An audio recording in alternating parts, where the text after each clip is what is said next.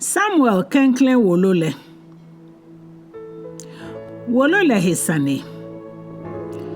Samuel Klɛŋklɛŋ Wolo le minsanjin le ko Israel ble masanjin ni ba keje kojolo ni di mahi enye lo le abele ke ashi Israel bi bon mancheto. Chake mone ni ba Israel bi amano kwamo gbejiano to mine kome etenkrede Ekome ahe. Ameji Samuel mahi enye lo wujin la na agbe mole ke Saul Israel Klɛŋklɛŋ manchele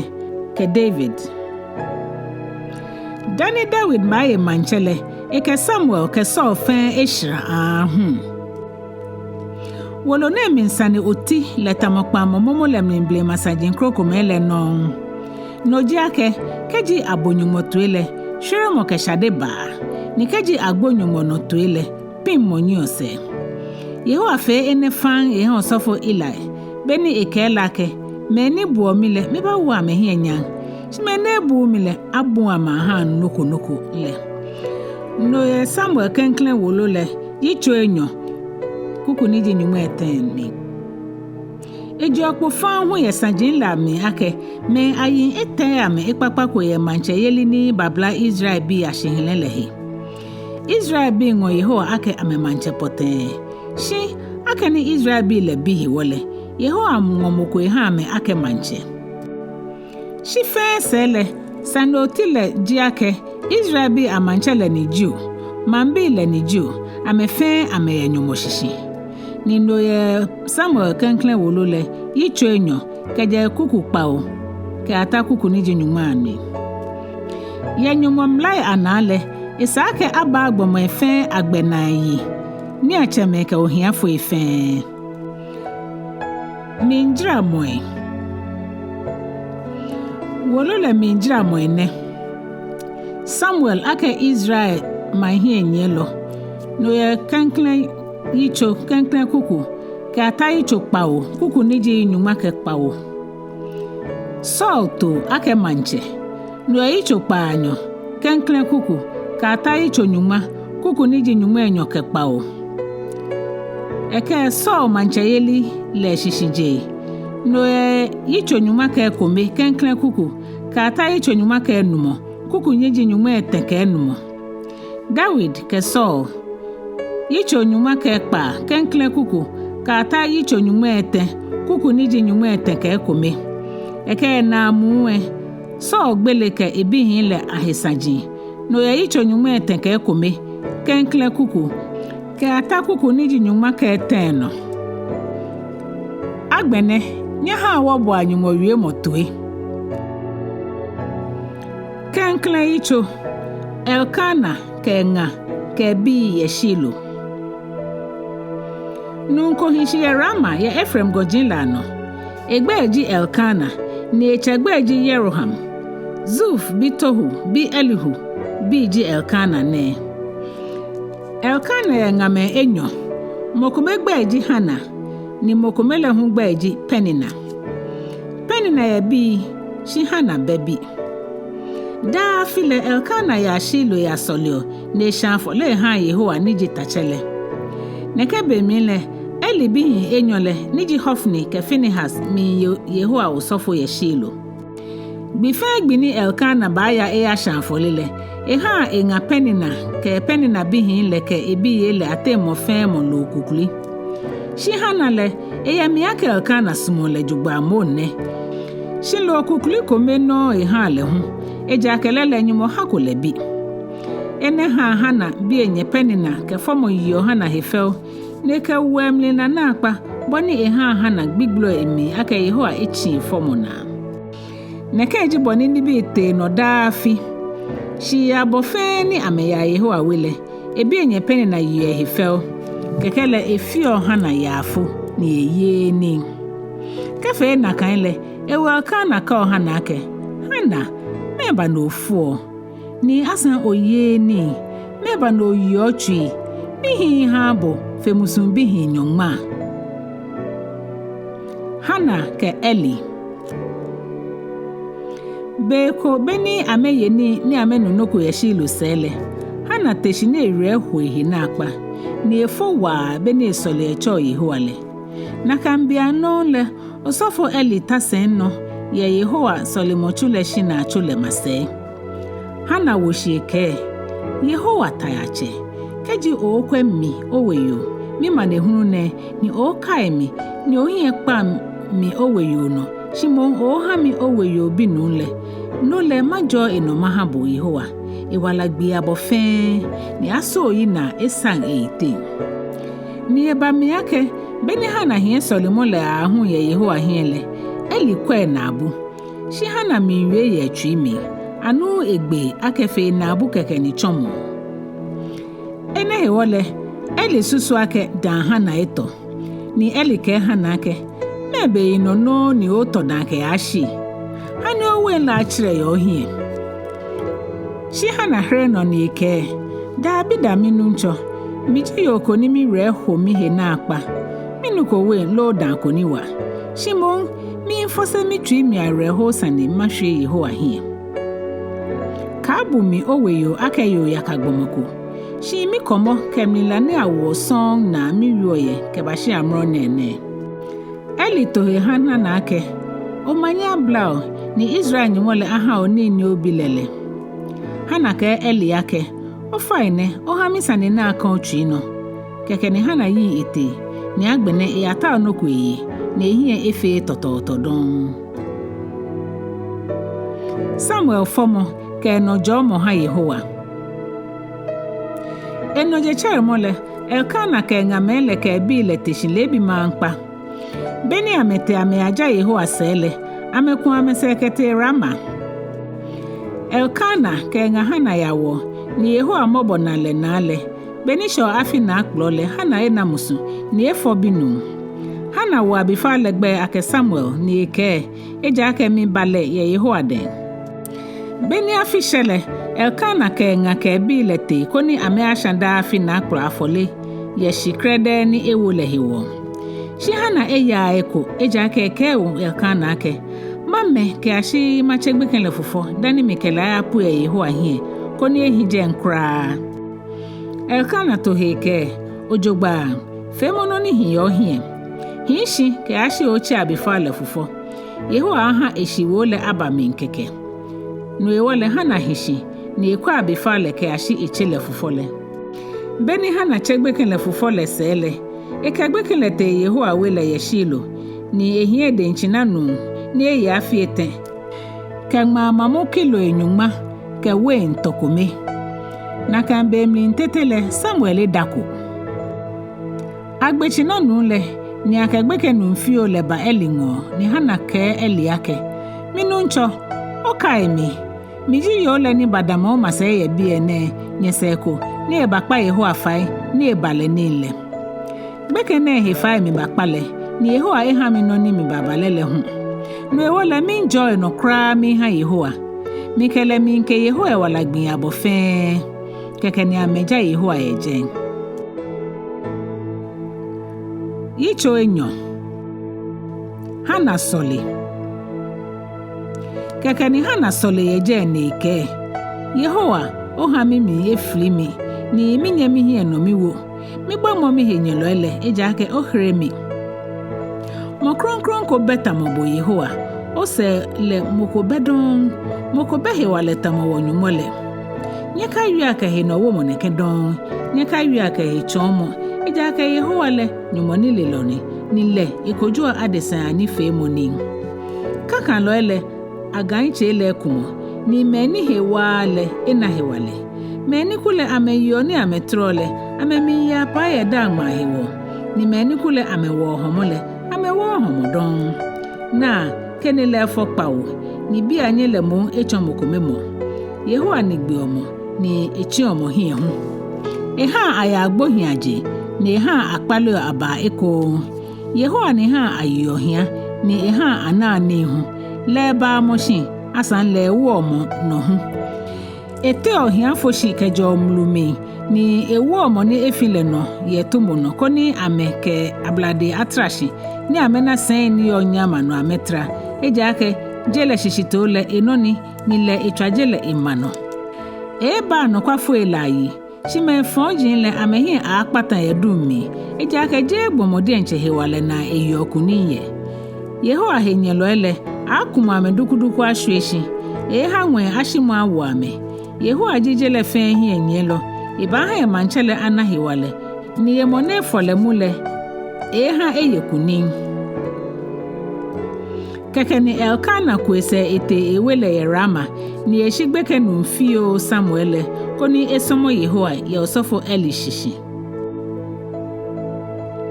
Osofo Eli bihinle. Osofo Eli bihinle ya fe amehe akagbeme ni amebu Yehowa lo osofo elagbenani ni sake amehe ye manle denle. Noni afi ojiake keji mokuba afole shanle. Osofo le chuomba bemni ni Ahwoi le ni ehie fakake Enyɔ jete. Chuno le ke fakale chuolo ni Ahwoi le ye sensi lo dadisen lo kukwele mi. Ni lo fe lo ni fakale ba chuke jepo le osofo le ngo. Neke afio Israel bi fe ni ya afole shan ye shi lo le. Shi agbene be mi ni anako ashan lo le mi mfole tetele. Osofo le chuno le ba ni ba ko mo ni shan afole lake. Jemo lo ha ni aya shan ha osofo le eja ke esmo lo na hole eta lo le ngmo. Kaji mo ni shan afole le ke chuno lake me ko ni ashan fole dan no se ko ni oje lo le bofen boni osmo le. Chuno le to he ake da bida jemo lo ha no kaje na kan le midi enche maje lo le ikana. No wale Eli bihin le anosha le da ye Yehowa hi eja ke amehi aso ni akesha afole aha Yehowa le. Samuel ye Shilo. Samuel somo ye Yehowa hi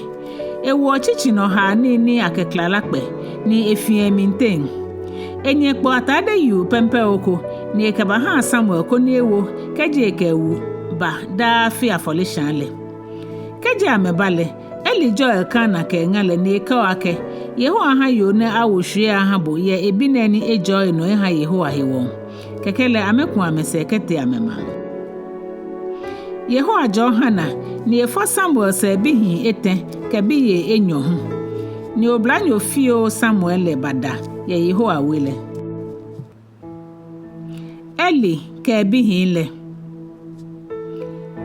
Eli egbojogba na apa ni ababole ni bi fe ni ebihin le fio Israel bi le keboni amekeye ni bachoni ye pebu le shina le shin le wo no ni Eli ke ebihin lake e ba ni nye yo ne kensaji mamun le fe minwie ni bi gbohin ni nye fio le ni minu ni ka fia na kan kokoko mi bi sanji ni minu ye Yehowa we bi ana ye nye hele ehi Keji gbomo fe enyemi gbomo ishale ni moji moni kojole shi keji gbomo fe esheshi Yehowa le na mo poni akpa faya hanle shi oblahin le eabo ameche Eli toe eja ke Yehowa eto ake ibagbe ame oblanyo fio Samuel le bada ni Sane sagbeme ke Yehowa fe hi agba ashi ila eweku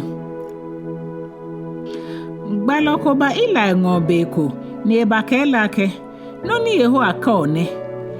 mi je mi he mi chon ochewe le bemni ni ameyo Egypt ake fara onyojin le ni mi ngo ochewe le ye Israel kuche le fen aten ko ni eyo sofo ehami ni esomo mi ya fole shan la telena ni esha chofa kenma ehami ni ewo ifode le kesomo mi ni no hewole mi ngo afole fen ni akela shan mi hale Meba mo ni nyehi kon mi hu mi gbefa ni yogbe afole ke ni afole la mi lano be mi ni mi wonye hekita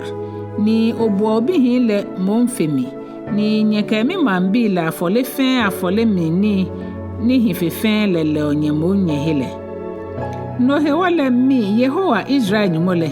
mi kayake eyemli ake mi kayake owele ke uchema wele ni basomo mi ake usofoi Kaya nano shi agbenele migla na kan shi wole se eja ke meni buo mi le ma wa me hi enyan shi meni ebu mi le abu wa me ahan noko na bele mimba ni magbe owele ke ochema wele mimbi fe ya me blahian koni akana numu ya wekumi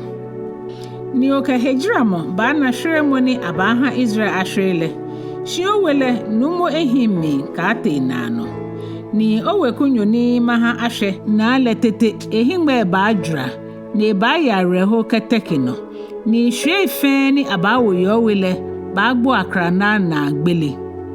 no ni baba obihi Enyɔ Hofni ke Finehas no le ba chon kadia habo no jiake amenye Enyɔ le fe amebagbo Ekpome mate osofo anokwafo koshi maha mide nchemihe moni ba fe mi yinto kamitui nani ni maha ewo hwie ni shishin etan me ni ba somo ye moni mi folemu le hie da ni mo fe moni maha ahwe ye owele aba kotogbomo koni ebaba Ejwɛ Etɛ lo abolo akwabo ni ekelake mi nkpo fa no ha mi osofo ni chimole mi ni le ko machu boni afe ni mana mi da nma keke Yitso Etɛ Yehowa je ehekpo echon Samuel Oblanyo fio Samuel le somo Yehowa ye Eli shishi neke be na mi le Yehowa je nche dan wiemo he efo ka asan afọ ni Nɛɛhu namo bikole Eli kanshi ye ewo hele no mi le hima no ebon ha ni no ewole ena ni njugba ni Yehowa kanele manololo ni enako egbo ni Samuel hu kanshi ye Yehowa Solomon chulemi he ni Nyɔŋmɔ pamadeka le yole keke ni Yehowa che Samuel ke Samuel ehere no ake minu ncho na mi Samuel shafo ekete Eli ngo ya ke lake ofa ne na mi minu aka o chemi shi Eli ke Samuel ake nchakobo mi bi ko se no ya kanshi no ole Samuel te ne ya kanshi Yehowa sa chele ko eke Samuel teshi ne te Eli ngo ya ke lake ofa ne na mi minu aka o chemi Eli ke lake nchakobo mi bi ko se no ya kanshi ko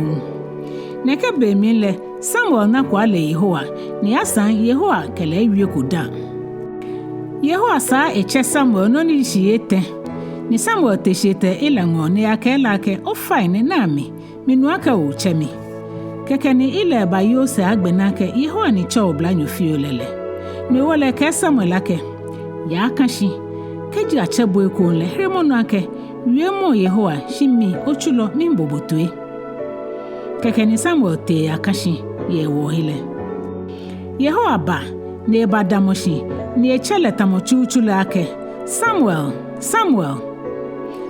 hele no ake wiemo shi ochulo mimbotue Yehowa ke Samuel ake na mi ba fe no titiri ko ye Israel ni mo fe mo ni anu hele he a join he eja ake na kan gbile maha ni bi fe ni mi wie ye Eli wele hele abami keje shishije ke ashina agbe mi kele mi to ake mbagbla ewele to eke ashina no ye no shani elele hewo eja ake ebihin le bomusu ameshi mi Nyɔŋmɔ shin etutu ehie ewo ame no ewele mi ka Eli wele hekita ake keji akegbe afole lo ni eni afole ko akpata Eli wele no shale ke ashina no fi keke ni Samuel ho ekashin ke ashije chere ni egbele Yehowa wele shinale Samuel shegbe yake egba Eli ni nale shi Eli che Samuel ni kela ke bibi Samuel ehere no ake na mi Eli kela ke meni Yehowa ke ebule ka shiumi no kaji oshiumi wie mo fe ni ekebo wie le ko no le Yehowa ba gblo to ye no hewo keke ni Samuel gba Eli no fe no ni eshiu le Sane le ko no keke ni Eli to heke leji Yehowa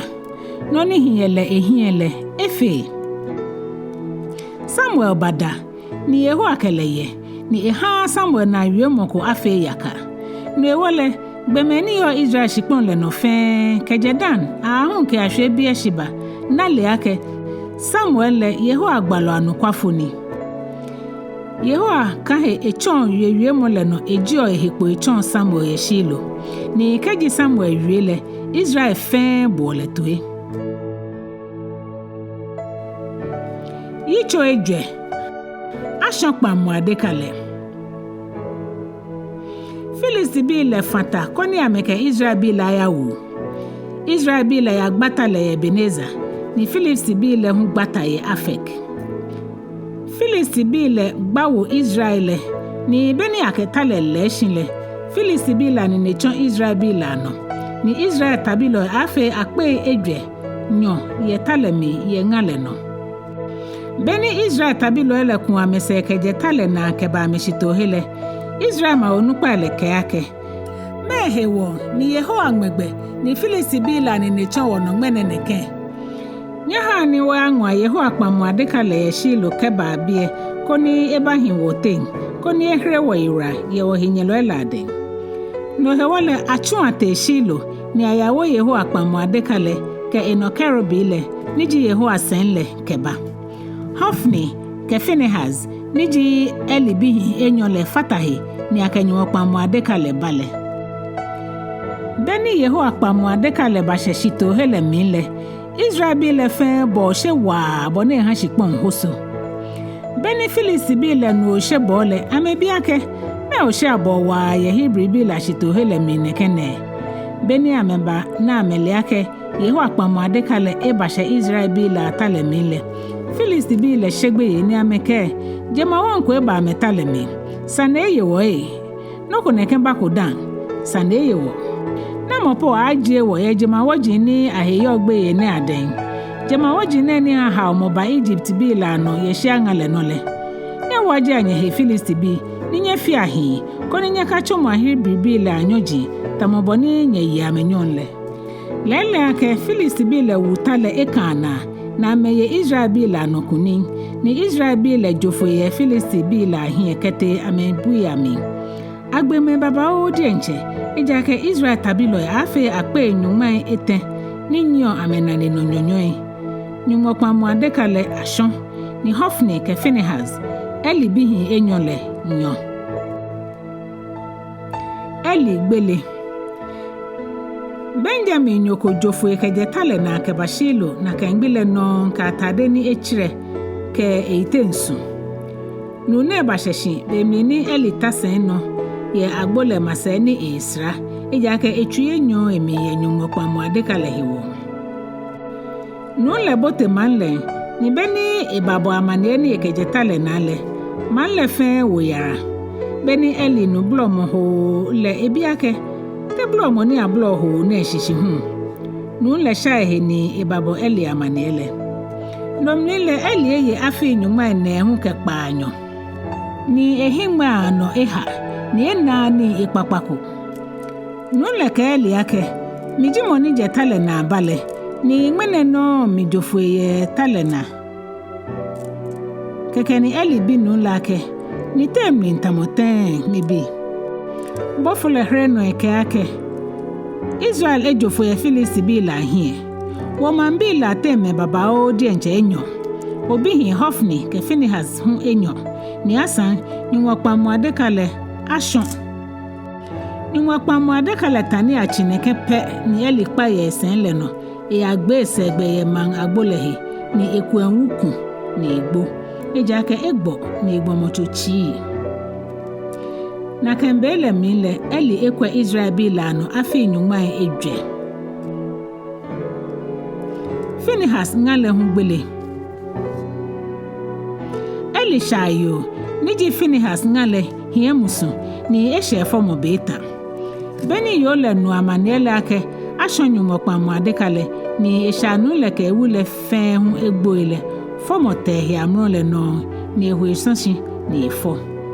Beni yo fo yo le hio egbo ye formule mile ye ni ye mase amewale ke formule ke lake ka shegbe ye shi ofo binu shefo mi asan eke Ejwɛ efo no e wa before legbe ake Ikabod eja ke ake Israel nyan eta e wole ashonyumo kpamu adekale kete ni asan e shanu leke ewule fe egbo esa eke ake Israel nyan eta ejake ashonyumo kpamu adekale Yitso kpamu adekale ya Filisti bi la den Beni Filisti bi le shonyumo kpamu adekale amewo keje Beneza kete Ashdod ni amekete nyumoni ameyo na egbeji Dagon le wile ni ameke ama Dagon amagan le mase enoje chemo le mankpa beni Ashdod bi teshinle na Dagon amagan le ni Ekpaa egbeshi ni ehin ebu shikpon ye Yehowa kpamu adekale hie no ewole Ashdod bi le wo Dagon amagan le no ni amekele ma imahile ko shi enoje chemo le bi mankpa beni Ashdod bi le teshie ko le na Dagon Ekpaa egbeshi ko na ehin ebushi ye Yehowa kpamu adekale hie eyi choke ni je Enyɔ le fe hu echire yehe ni amedwere kpokule no Dagon amagan kuku le keke ehwe ene hewo ni Dagon wulo me ke mo fe mo hu ni bote Dagon wele ena Dagon kpokule no ye Ashdod ke wa shingmenele Yehowa pin Ashdod bi le wa die nche eha aboa funfun ame ni gbeye momo ame ye Ashdod man le min die nche ke kpokpa no fe beni Ashdod hinle nano ni ebale ameke aka ha Israel nyumole kpamu adekale mihi wongodon eja ke Israel nyumole ke wo nyumo Dagon fe mi ke jomo no ewole amechu ni akpe Filisti bi le alumele fe keba ni ame bi amake te wo fe Israel nyumole kpamu adekale ten lumele ke amake awo Israel nyumole kpamu adekale keba Gat no ewole awo Israel nyumole kpamu adekale kete Gat beni ake kpamu adekale ashe Gat sele Yehowa ka aboa pin man le meme bibi ke mewujin fe ni ke gbla Gat bi atwe na ene ha amejija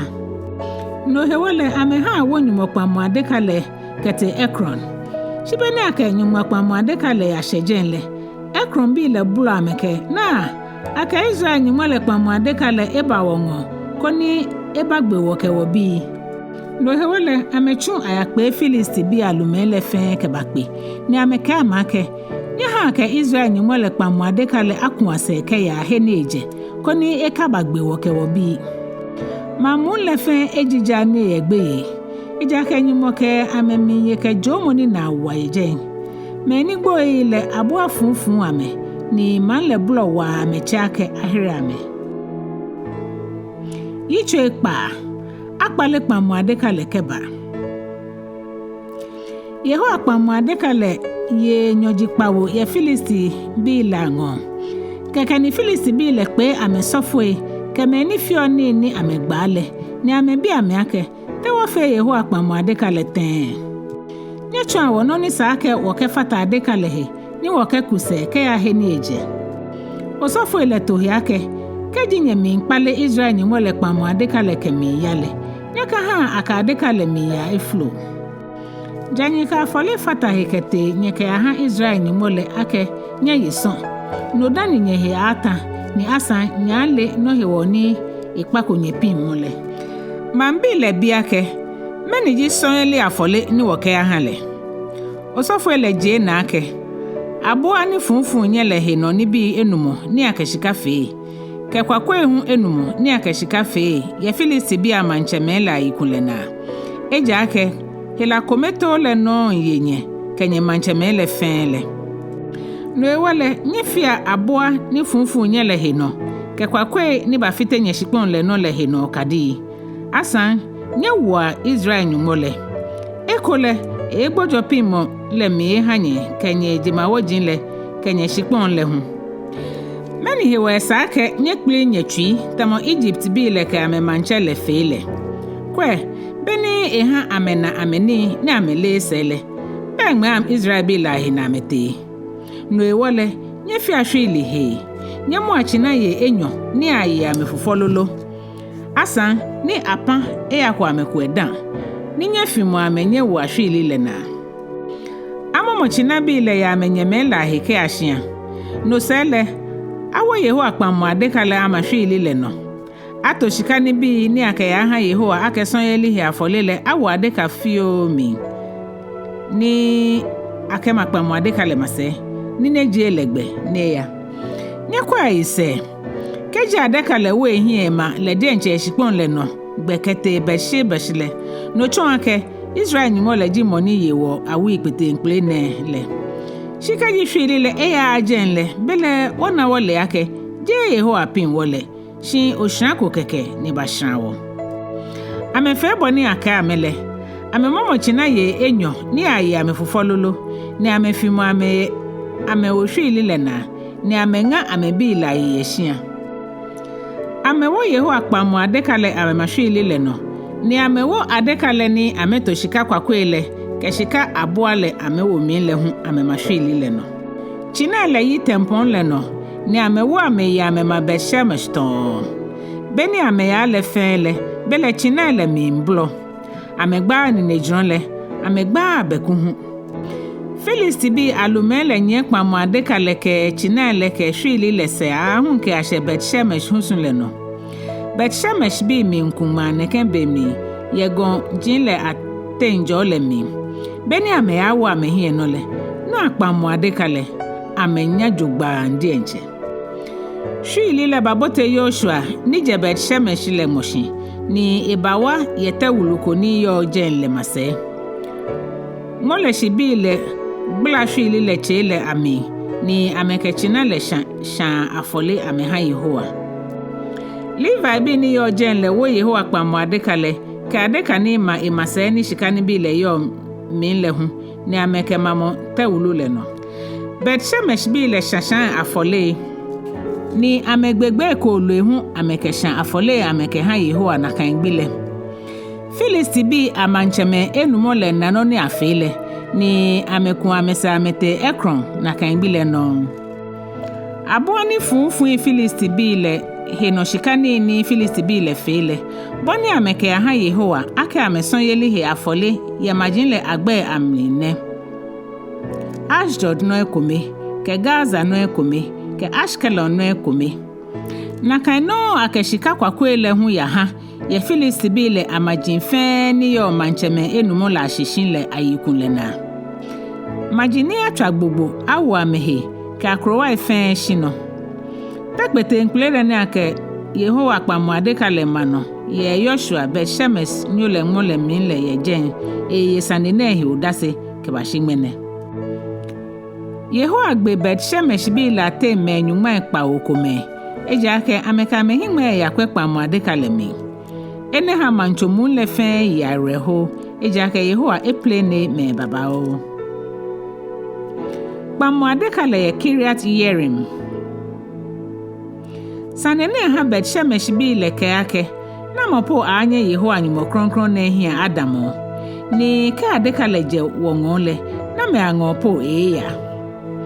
Keke ni Betshemesh bi le chumbofo ekete Kiriat Yerim bi la ngo. Ni ame aka amake. Na Filisti bi le ekpale Yehowa kpamu adekale ameke ba hawo. Nyeba ngo ake ya. Yitso Kpawo. Nwe wale Kiriat Yerim bi le bawo Yehowa kpamu adekale ni amekete Abinadab wele ni ma Kiriat Yerim gon le no le mi. Ni amewo Abinadab bi Eleazar osofo koni ebu Yehowa kpamu adekale he. Samuel kwe Israel no. Kpamu adekale che ye Kiriat Yerim eja ke eye afi Nyɔŋmai Enyɔ son ye jen. Keje gbino ni akele ashejen le ni Israel fen ye Yehowa hikumai. Keke ni Samuel ke Israel bi lake. Keji nye mi nkpale ke mi mba Yehowa ngo kenye twi fen le. No le nye ji amanse jema wajin le ke astarte amagan le hu. Ni nye yo ye nye ten le nye chira nye shua. Koni nye kenye he aha Yehowa kra. Asan koni nye somo Ekome to. Ni le hu eji nye Filisti bi aden. Israel bi le damowie moneno. Ni ameje ba ke astarte amagan ni ameyo le fen ya ameten le. Amechira ameshri ni amesomo Yehowa komepe. Samuel ke Israel bi lake. Ni abu anye he na ye Mizpa ni masole makpa Yehowa fa mahanye.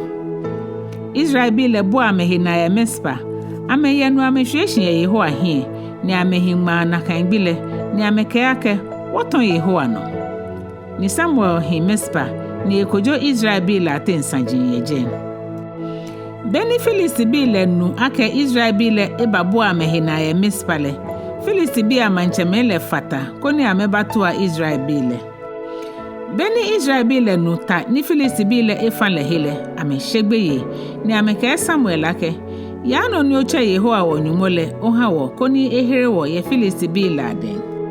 keke ni Samuel ngoto gwantembi ni achekule fufo ni eshanle emu ake shan afole ke ha Yehowa ni Samuel sole Ekpaa Yehowa fa ha Israel bile ni Yehowa herelelo Beni Samuel shan afolele Filisti bile chibenke koni ameba toa Israel bile shi Yehowa hanwen shimogbeye wo Filisti bile na kan bile ni ha amehie bo ni amenye Israel bile ahie amedamo Israel bile fa keje Mispa ni amenye Filisti bile ase ni ametwa ameni ahun ke Ashebetkar jongbe keke ni Samuel wota ekemashi Mispa ke Shemte ni ewelegbe aka Ebeneza eja ke bia Yehowa eye ebu awo kebashi aye Filisti bile ano bosoni keje no sele amenaje Enyɔ neke yi Israel bile akpukpa la no don ni Samuel yi no fele Yehowa engme Filisti bile gbe koni ameba toa Israel maji fe ni Filisti bile eshon ye Israel bile adenle amekpale fe ameha Israel eko keje Ekron ahun ke Ahwoi Gat Israel ni neshe shikpoji fe huni aje Filisti bile adenle no keke ni to enjole ba Israel bile ke Amor bile hun ate Samuel kwa Israel no ewala gbin abo fe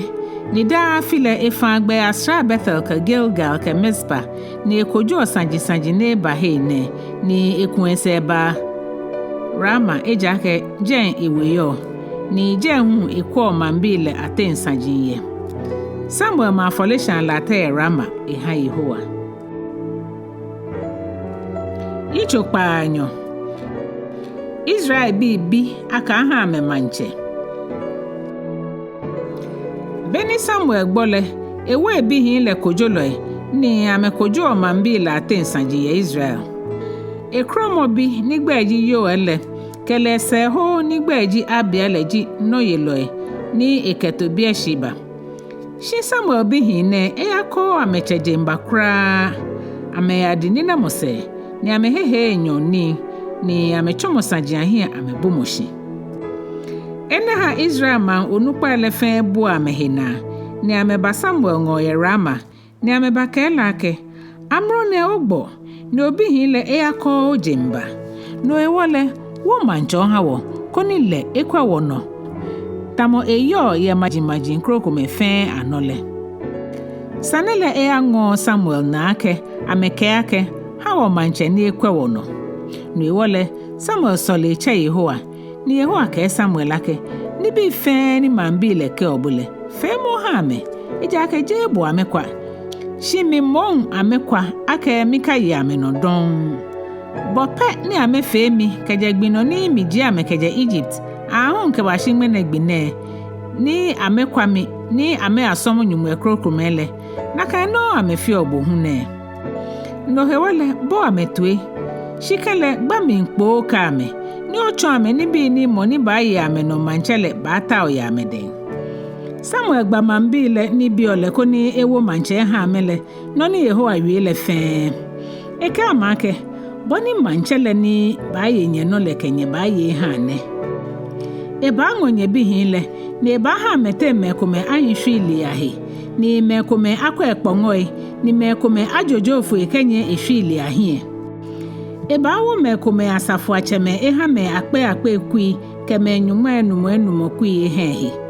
Eba ha mekome ahu emoji amehale ni mekome hu akpe emoshini ni mekome achua etawu ni nke efili ahini Nyebi ye la agbefanle eba fe mekome chofa ke mafutule keme kome ni holoe keme kome hu abolo shanloe Eba shoshon nyemoji kenye wen aboye kpakpae kenye muche ni hifefele ni ekaba ha echuji kadi nyekpa moshingma kenye we aboya amnini lehu eba anwa amamenja Nyɔŋma Ekome ni ekaba ha epiafue ke echuji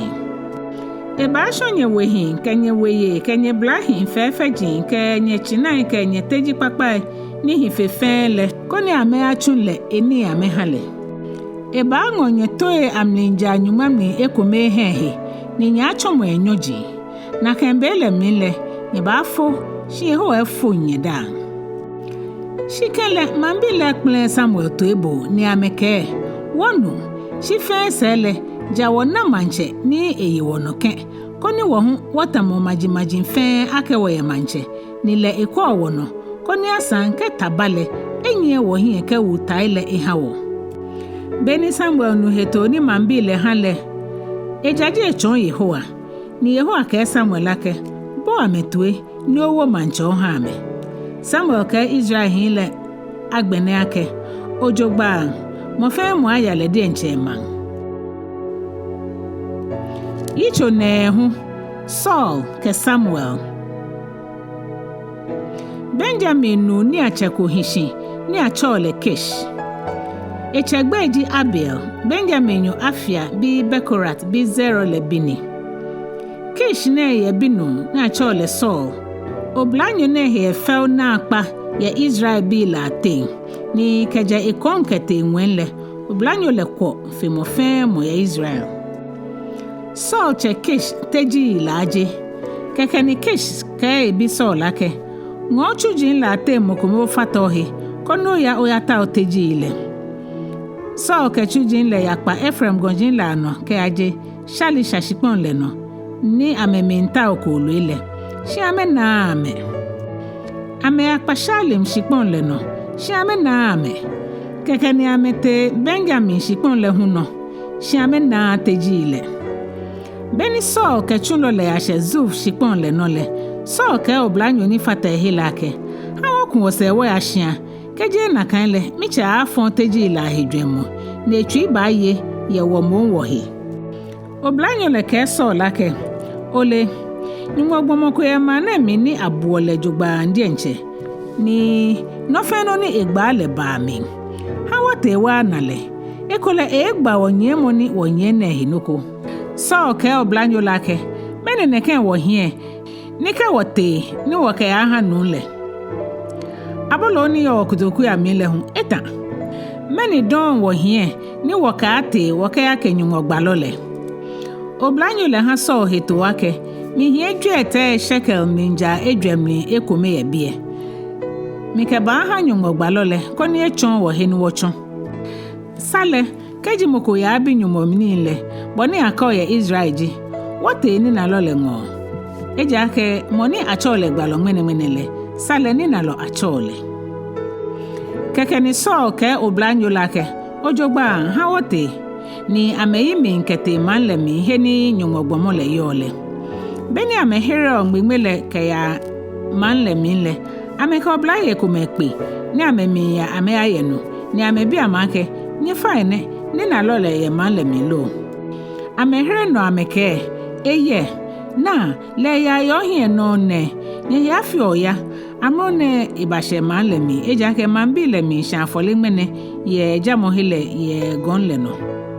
manle mi mbote monole nya na le dani ya gonle no e ayeni jaya asheshi dani mambi le ba ayeni le eja ke le ba jo ni eni le no dani meni akpe la yi nya ya oya eja ke be mi no ni yeni ne ashe no ne no e wale so ke chulo le yin kete manle mi beni amebote o manle mi le amena Samuel ni e ajamo he gron le ni amekele pe gbini eno je cheremo dani Saul ba manle mi le Yehowa eke Samuel ake wo bene mi le mba chunu nko ni je Benjamin akucho le mi ongo kono folemu ni owole mi man Israel manche le ibahre mi man bi le Filisti bi la den mi na ameno na le ni menu chemo ni amecho ko na ahira amele beni Samuel na Saul le Yehowa ke Samuel ake mo he ni mi ke bo wie le ne moniji moni ba ye mi man le no le Saul ke Samuel pe ye man la gbo le he keke ni Saul ke lake o fa eneni o chon mi ni na lo le shian le Samuel here Saul no ni ke mini chomi ye ke agon le no eja ke nye ke mi ba ye ni nmene wo le bi le ma obogbe ni magbabo no fe no nigba odwemu na le kaka nye teji ile ni la aje nmene ji gbe tenle ahiwole ka yo chi eja ka na me na mole ni Israel shi amro ne febo ko chewe le fe Saul here no neke Benjamin yojimi no ewole mije Israel akuche la aten bibio fefen le mi ni Benjamin akucho le mi weku ile aten hu mi fefen ni mije tefioten ni Ekome enenele Saul nye Samuel ke echulo le hie kete ni elihe asale no ni eha me atra me ashe Nyɔŋmai eteni Ekpaa me ni elile aicho keke ni eke ni holo le ake lo le ni mike habo shito ni mike bo ake oketo afale keba ni holo le ya Wolo shuo keba ni keba ma Saul hie ni Samuel ke Saul ake no ni ake sro Sane ye eja ake bo he wa aketo ko ni kangle chale shele o ke me ni Ekpaa la futu ayeni no ewole Saul ke Samuel yeni na kan gbile beni ameshi gon le no amekple kishin keba man le mi le afesa yeshian le iten aha Saul ni kanje ewo Samuel for Saul mu ake manche Enumɔ nkemra beni jebo enchere mole Samuel che Saul ye shian le iten ike teshi no ba konima owugbe no ya Saul teshi ni leke Samuel fen jepu ame itempon le no beni ame benke man le klotiale Samuel ke Saul ake ka muchuno le koneba Ahwoi wo hie kone kite keje yi hie ni ekite le bole owa ni o mesha konima gbabo no ni Nyɔŋmɔ yo bu kemu Yitso Nyɔŋma keke ni Samuel jiemu ketoko ni efose mule ehwe Saul iten keke ni esho Saul na ni ke lake na yeho efobumu kono yewe bi lano aka melumo kono ohere ame ya mehenyelo na ebole amelade ni okadi ni ato oboyehe aka yeho efobumu kono ye emela no lumone kejo kemi glami mene ni oyale okahi Enyɔ Ekome ba pe ye Rahel san lehe ye Selza ye Benjamin shikpon le no gbemene ba ka ebo ake teji ile ni ote ameta mole aname no ewole oche efon teji ile ahedwemo ni etwi minye ye ohewo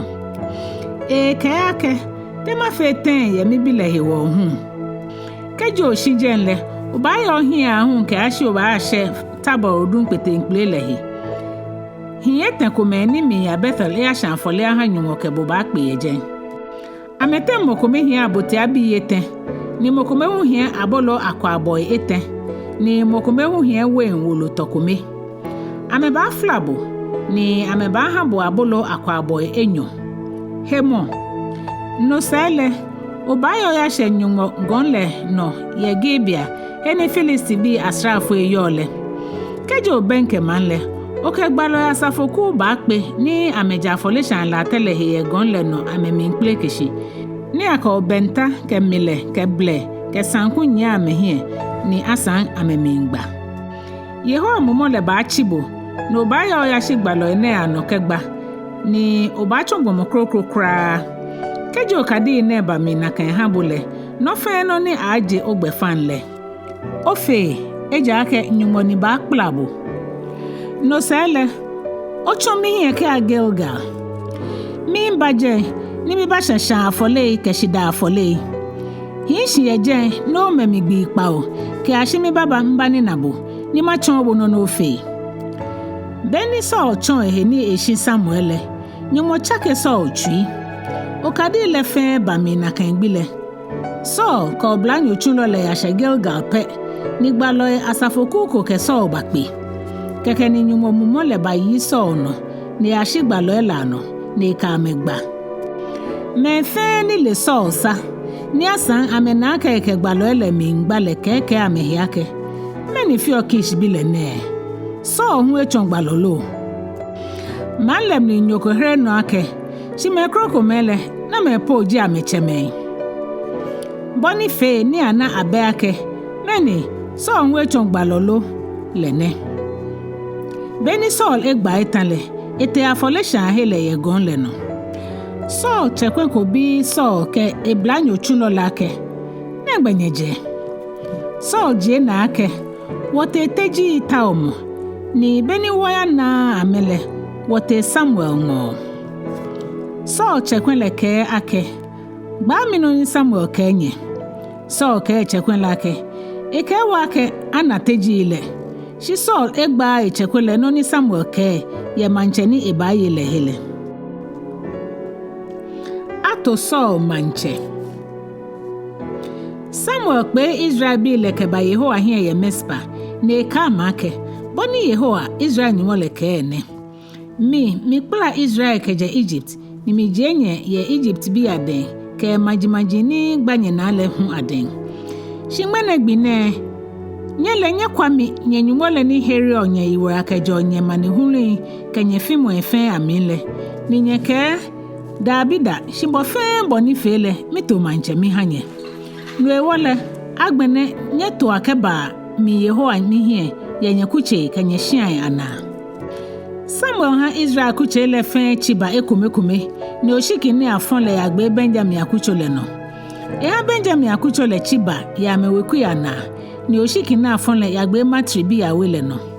Na agbe le eha matribi ya wele mihi le chiba Ekome ni oshiki ni afon le agbe Kish bi Saul no. Shibeni ata olele ana le. Nwe wele akuseni abi Yehowa ni ekon wake. Ani gbomole hu babi elo. Yehowa to yake na ate ye jatwin la ate. Oya ni ashafwe ni angole keba. Beni Saul badamo me la ate le. Ekofe mo fe mo keje ekon kete nwengbe. Keke ni Samuel ke mambi le fe ake. Benye na moni Yehowa engole. Moko kele ye egbo ye mambi le fe ate. Agbene Samuel gba manle noni manchele ba chuan ha me. Ke ame hu amegbenani ni ame ba chuan me ha manchele. Samuel ngla ni bi le fe ewo Wolo mi ni Ekome Yehowa he kronkron le. Keke ni Samuel wo man le fe egbe ni mo fe mo te ehia.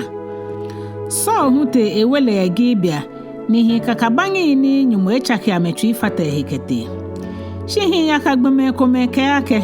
te afete ni monene abahire wo yirale. Amegbe Saul heguo ni ameba kele noko. Shi Saul eke noko. Yitso Nyɔŋma ke Ekome. Amon bi amanche Nahash fatakeba ni ibasa Yabesh ye Gilead mambi lai. Keke ni Yabesh hile tun ayake manche Nahash ake. Oke wakpan ni wosomo. Shi Nahash amon bi amanchele ha mehito ake. Dani mikenye akpan ni wofe Ekome le.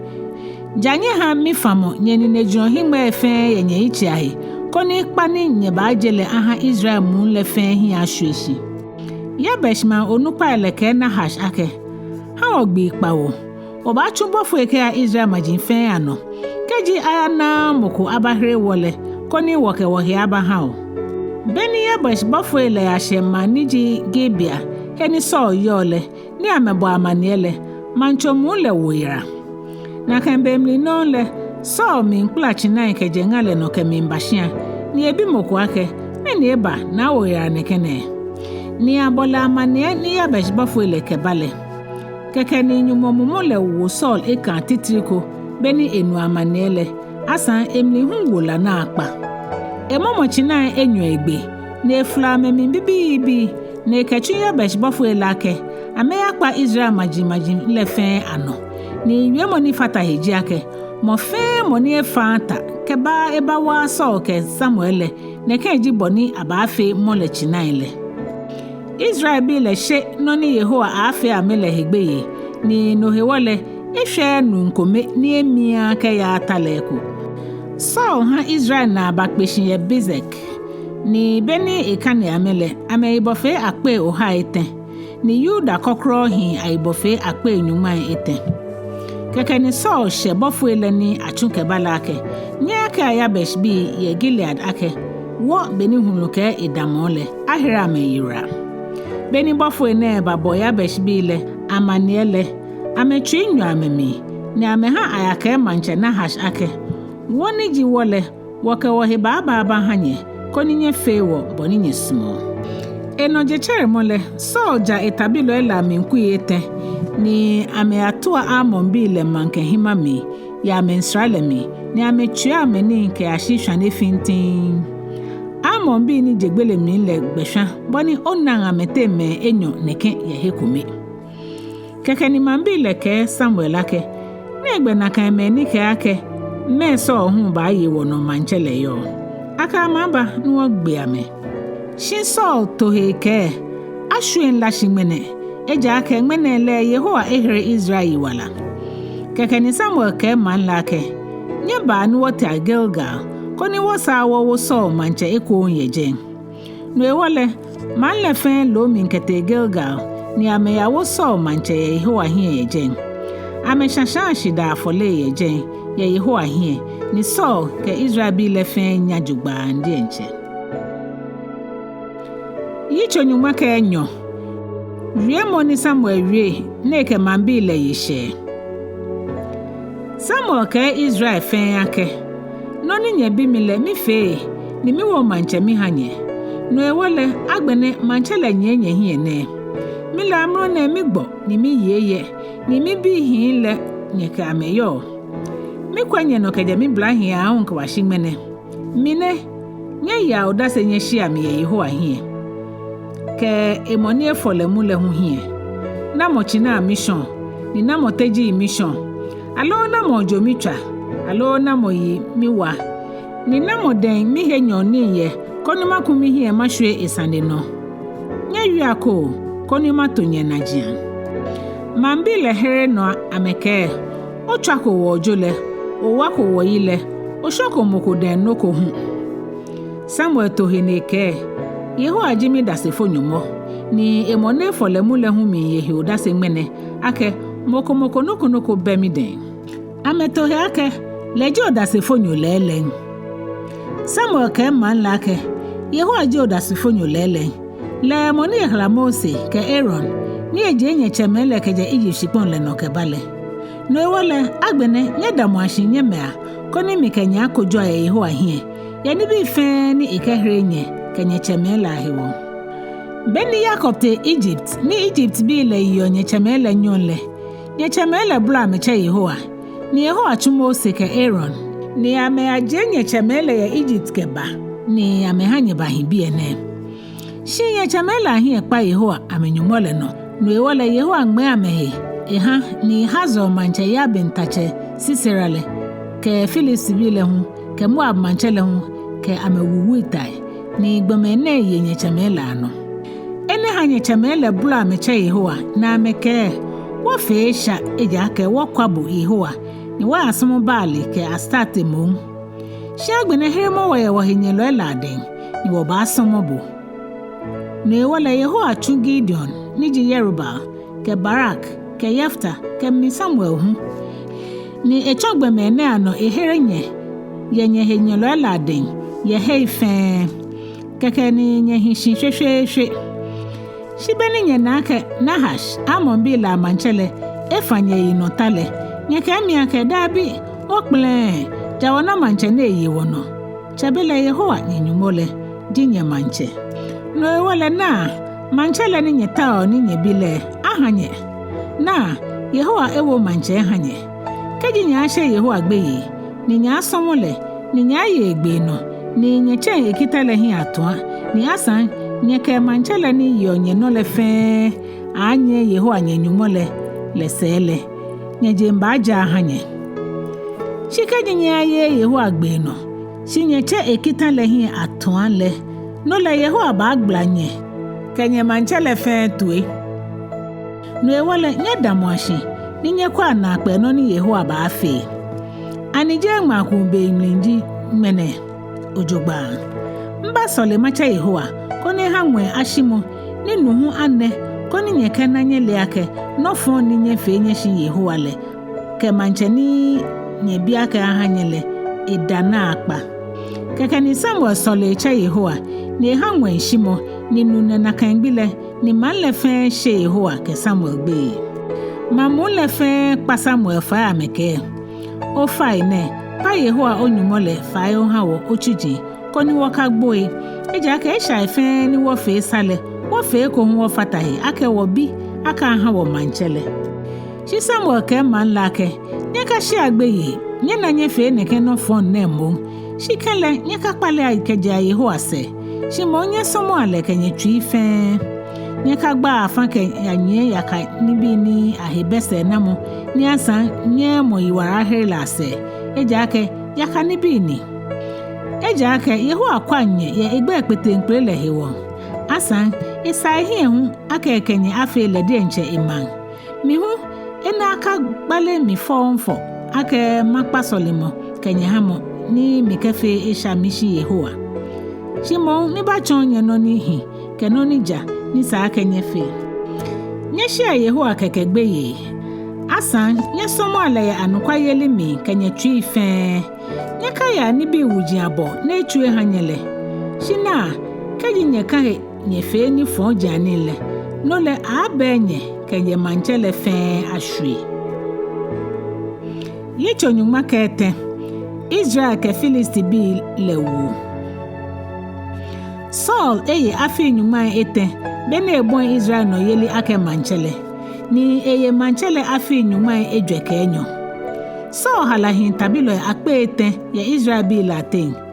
eke hin tabilo ne ateme akpe Enyɔ hi Mikmash ye Bethel ye gonji ashipon leno ni ameten akpe hun ke Jonathan hin Gibea ye Benjamin shipon leno Israel hin ni hwele Saul wo amegbe ni mo fe moteishia Jonathan ya to Filisti bi asrafo yakuko ni yo Gibea le na eyi amenokuni Filisti bi le no Sane Nɛɛhu no ewole Saul chu koni ayakma tetremantre ni ahye kecheta ye shipon le no fe koni ake nyebo ato ehi bribi na Saul ye Filisti bi asrafo akuko nokuni ni no ewole Filisti bi le eka keba ye wie Israel bi here chamoneno ni ametu Saul ye Gilgal keke ni Filisti bi le bo amehina koni ameke Israel bi la bawu amehie tashili akpe Nyɔŋmai Etɛ ke opongono talo akpe Ekpaa ka asrafo ni ifale okenshon ashia ni ame fatakegba ni ame babonsra ye Mikmash ye Betavin bokangbe beni Israel hin le na ke ni neminta ake echon ameno eja ke tale mi nya amele me ya tete ame ye teklo ke bui ke tesai ke gbonyo bui ke nubu ame ni me Ekome hu jofu ame ya fu Jordan fale ke te Gad ke Gilead shipon leno bene mi fele so ye Gilgal lolo ni me ne na nye ese lolo le mi nkpokpo kegbe yi so me Samuel gbi Kpawo ni jibe ni Samuel tolele shi Samuel asheshi ni manle hu mi ndwa ke mi shi so ene ha so fanke ake shan folele ke shida folele Abraham ye bie keke ni so shan afolele shi afolele ne shan gbi na pe kekele na Samuel ne ba sheshi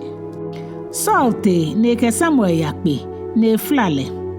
keke ni Samuel bi Saul ake kweme ni ofe ne Saul je na ake beni mi na ake manle mi ndwa ke mi shimi ni gbini otole ba ho fe ni obashekushi ni asan Filisti bi le ana eba kpeshi Mikmash le no ni misusu jake Filisti bi le baba abatu ame Gilgal bemli ni mi biko yehu adan yeli ke buamo no ewole fimo na le mi amihie ni mi shan folele Samuel toye ha Saul ake oye gbe ken bi asane pa oye ko kitani yehu Onumɔ le wobole no kule pa ko yehu ba wajo manche yeli le ye Israel no e mashishin ke anano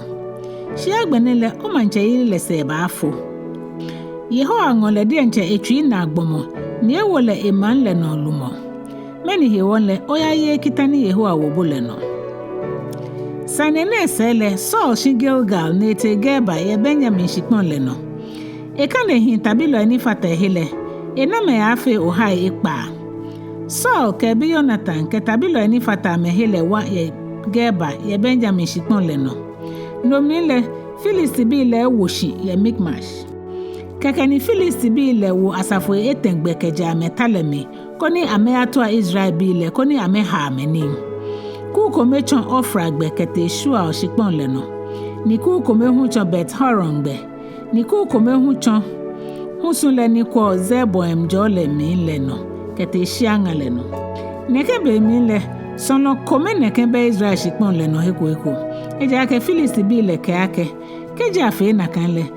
no le Hebrew bi le ason klante ka ploy ato amehe Bele Filisi bi la ngo Israel bi le ate mofe moya ne ajo echinakoi ke shichakoi ke lima ke dwefo kakla fe na. Ahe amenoko fio ko keji ajo chinakoi lo shichakoi na. Shikeji ajo chinakpla modade na ale. Ahe Ejwɛ Etɛ shaka Ekome mlinja ete mli Enyɔ ni ke ha lima le na ajo le. Ahe shaka Ekome mlinja ete mli Ekome. Ene hewole bini atwatale ana so ke Jonathan se bi la te mokumuku kra ni ehie klante lo akplo fe so ke bi Jonathan keke ni amele amehie ko Filisi bi le wa Ahwoi akugbe kete mikmash jolemi koni ameabu je nchomo hilehi Yitso Nyɔŋma ka Ejwɛ eka ni Jonathan fe Bikole so bi Jonathan ke Kpaanyɔ ni hie etawu ni lake. Ba ni wo fomle wa ya hen Filisi bi Ahwoi ni yo amesrale mi ye jenle. Shi Jonathan wo eche Saul tuino. Benele Saul ebawa ya doawacho ni yo migron le shishi ye gibi akpokpa ano. Tabilo ni fata ehi ayifale afe oha Ekpaa ni ahia jimoni wo efodile. Osofo Eli, moni ye Yehowa osofo ye Shilole, bi Finehas bi Ikabod, nyemi Ahitob, bi ji ahiane. Shimalele krakra ake Jonathan eja mete ete heko. Gojin aten chomo he. Heni Jonathan tawa ake echo kaya toa Filisi bi Ahwoi le.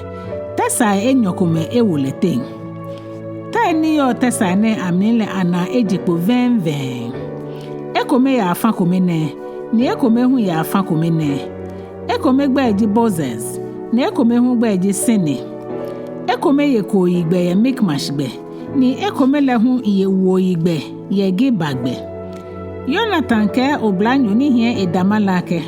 wo fomlin wote wa ya hemfo lo ene Ahwoi le. Sheko le Yehowa aya abua we jake noko echi Yehowa na aka Ekeme pi lo me fio ahre yiwala. Kpaanyɔ le ni hie tawu ni le toheke. Boni oke. Mikebo ye gbefen egbeno. Jonathan ke lake. Ojogba woba fomi nke amengo. Ni woba je wo hekpoko na amenawo. Keji no se na me ke wake. Nyeme a shiwo mimba wake nyaba kpele. Woba wa wodama wona jian. Shikeja me ke wake. Nyele nyeba ale nule woba ya. Waya ni name ejake nojo kadia ke Yehowa ejo ameno ewode kono wayi ameno no ewole Jonathan ke edama hie lo le fen ji amehekpo ni ameha Filisi bi Ahwoi le name keke ni Filisi bi le ke ake nyekwa ibri bi le mi mfamokpo kejebu ya mi he ni ame atete amehele ni Filisi bi Ahwoi le boche Jonathan ke Kpaanyɔ ni hie edama le ake nyele nyeba Oba chonye nuko. Keke ni Jonathan ke Kpaanyɔ ni hio edamalake. Nyemo mise shi Yehowa ejo ameno ewo Israel den. Jonathan nye ye enijinke na jiano ke kotesale. Netawu ni hie lo le hu fe na kaino ke nyese. Jonathan yatoa Filisi bi le ni Ekome fe ni baje hie le shweshi. Bele etawu ni hie lo le hu mingbe me ke nyese. Klɛŋklɛŋ ni Jonathan chene mile le keta oni hie lo le gbe Filisi bi le bosoni anagbo he Nyɔŋma Enyɔ ya shipon hekta kome dale minja Ejwɛ ni Ekome fe Ekome no keke ni Filisi bi ni yo nsrale mi ke me ni yo ngale no ke majin fe amnin fe jija mi momo Ahwoi ni yo nsrale mi le ke me ni te ame ayo fonle shipon hu hoso ni hajija mo le mi wo aye Filisi bi la no kunin so se tabilo ni aha amebuo ye Gilbea ye Benjamin shipon le no le yakwe le na Filisi bi le ni amegbe amehwa kemi ya kemimba keke ni so ke ise bi la ke nyaka ndi amele koni wakata moni eje woten beni aka ni mele Jonathan ke etawu ni hie lo leji meni be melate ni so ke ahia osofo le ake ya wo nyumo kpamu adeka leke babie neke bian le hefe heni Israel bi le ya le ameke kpamu adeka le ya so ke usofo le hia wie mo ni ho fe mo le na ba wa Filisti bi lansra le mi keke ni so ke usofo lake ayin shidan so ke tabilo fe ni fate hele mia ni agbena amefa kete talena ame ani na ni Filisti nyo klante ka enyemi Filisti nyo no ni no fe no hie etwen ebushin efe basa Hebri bi ni ke Filisti bi le yosa asa ni ameshi Filisti bi le anokeba talena le pa mehe ni ame yafata Israel bi le ni ke so ke Jonathan nye lahi na kan no hu Israel bi ni jojofu ametete ye Ephraim gonjin le anole hu fe beni amenua ke Filisti bi le minjofu ye talena le amehu ameba fatahe ni anye Filisti bi la sewa no ye wole yehu ahere Israel na kan bile atwata le ahu ke hobet avun man lehi tale se sanji Israel bi tabilo le nano ke homo na kan bile eja ke so kan man le kitake mo fe mo ni ase na noko dani je ana ni matomi hi owele ye mi henye loele ano magbenale lo mo alo mo mole no ewole bimule mambile ate mokmokukra esai na noko keke ni Israel bile ya sheko komi ni wo chere shipon yeje beni tabilo ele sheko na emile wo chere oshu oshine shi mokomoko ke wa esai ko wo eda eja ke tabilo ele mi shegbe ye kitan le hiwo akani Jonathan nu beni eche kama le kitan le no ewole ekecho ne ehie le na acho wo akpakule mi ni eyewo leko keke ne po anchele shi tabilo ele atemoko ke Jonathan ake ocha kama le kitan veve ake mo fe mo ni asa na noko menele lo mo ken alo mole ni noji bitini mambile etoke homone Jonathan tohe yake miche egba manle na pam eji aka wo na efi oko keke ni mikesami nale ekwe abon mi kwa echemi eji menele mambile yeye amehenyelo le anibi ni amenani ashishin leko boni ame anye keke kunle aso agbe Filisti bi le fe neke ahun na kan gbile Israel bi le gbe Filisti bi le keje Mikmash ahun ke ashi Ayalon ni eto Israel bi le butu ame boy ni ha ni ame momotoe ke china bi fe ni ame gbegbe ame na jano ni ame ye lole be mini lole minla fe chireko ayabo Saul amani ake na mambile minton Yehowa no ejaka ame min ye lo ni eminla fe chireko so he no eke nye no kwayeli fa nye koklo atekpete nkule nye ba ha me ebie so te ewie molono eke ake nye gba nye hwe amambile ate ni nye ka amake mo fe mo ka china lo eto laba ne ba gbele bie ni eye shaka ye lo le be mi ni emi la fe chireko koni nye ka mi nton Yehowa no he wole mambile ate mo fe mo china keba na kan nyon le mi no ni ameba gbegbe ko lo ile eje ni so ma folishan late eje ha Yehowa no ji Klɛŋklɛŋ folishan late ni so ma ha Yehowa enese ni so ke we bi lake ya wo ya konu atu a Filisti bi le nyon konu wo gbe ame ke ashije chale mo welen ni wakashi amete he kan lo kome neke mambile he no ake boni oke shi osofole hu ke ake ni ha wo bi anyumoni da ene he wole so bi nyumoni eke mi atu a Filisti bi le lo oba ha Israel ayi amenokunin lo Shenyumo ha so heto na kan gbile no ewole so chu achema onupa le fen abahale ni eke amake nyeba ni nyeba ta omi ake nya na he ni ajafe esha ni bajepo menene lo mina Yehowa Israel raherole keji mi bi Jonathan tete ni fe esha nele jaigbo shitabilo ele ate mokomoko ha heto keke ni so ke Israel bi lake nyefe nye ba ye afankome ni mike mi bi Jonathan wo ba ye afankome mambile ke so lake boni oke keke ni so ke ake ao Yehowa Israel nyumo meba ni mene gbinele oha ochulo heto keji eshale mi lo mi bi Jonathan ni fele ha yurim achon shikeji owe bi Israel bi la ten aje ni afe eshale no le ha tumim achon oshikile gbe so ke Jonathan no ni mambi la hejemi keke ni so ke ake nyafon shikile yemi ke mi bi Jonathan no keke ni so ke Jonathan ake gba mi no poten ni ofele Jonathan gba so Sane leke mi ke chokoni mi hie sa wo fio ni mi ke samina na mi fe kralo abanya agbemi so to heke keji mi ha ogbofin Jonathan no le Nyɔŋma agbemi na egbemi eko shimambi leke so lake Jonathan ba gbolo le moni eyekuni pete nkle neke ne ha Israel akaba me nakan wona Yehowa ake Jonathan ite ncho Ekome neke fan egbenshi eja ake Nyɔŋma ni kele chuno ni echumene nele bi echon ni mambi le he Jonathan ira ke jegbele mi ene sele so fon Filisti bi la senyemo ni Filisti bi le hu kun amese amete amede enche ameshiponji ano so manchayeli ke enga ke bi beni so bachon Israel manchele eke Israel henyelo efe ni ebole Israel ke pele wu eke Moab bile ke Ammon bile ke Edom bile ke Zoba manchemele ke Filisti bile fe wu itai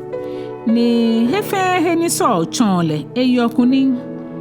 so fe ekanjogba ne ke Amalek bile anokuni ne ke here Israel bile ye meni batuame ke baha ameni lade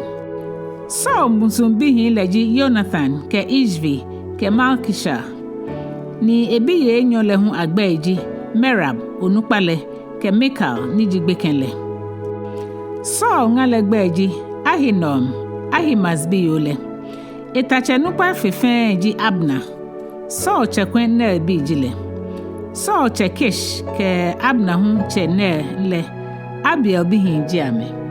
so yi no fele Israel bi ke Filisti bi aten ejo ke taitai ni na wasom ni no hewole keji so na no hiwalo lo kakan lo pe engole fata tabilo eni buo helahi Yitso Nyɔŋma ke Enumɔ Amalek bi leke Israel bi wuta Samuel ke so lake miji moni Yehowa chu koni mi ba fobomu ka wobo ima Israel manchele no ewole agbene bono ni Yehowa ke otue Yehowa niji tachele ke ake mi bagla Amalek bi la atue yeshini amete amewo Israel bemni ni Israel je Egypt ebale hewo no ewole ya no atu Amalek bile ni okpata no fe no ne ameyo hie o ka me ya ka ka me shi ogbe ame no nijo abifo ni kanfufo na nijo china nijo yoma nijo teji nijo ogbe fe no ni so ha akpe mambi lekeba ni akande ame iboye telem anahi ni nyame na ne no akpe oha Enyɔ ke Yuda kokro hi akpe Nyɔŋma ashino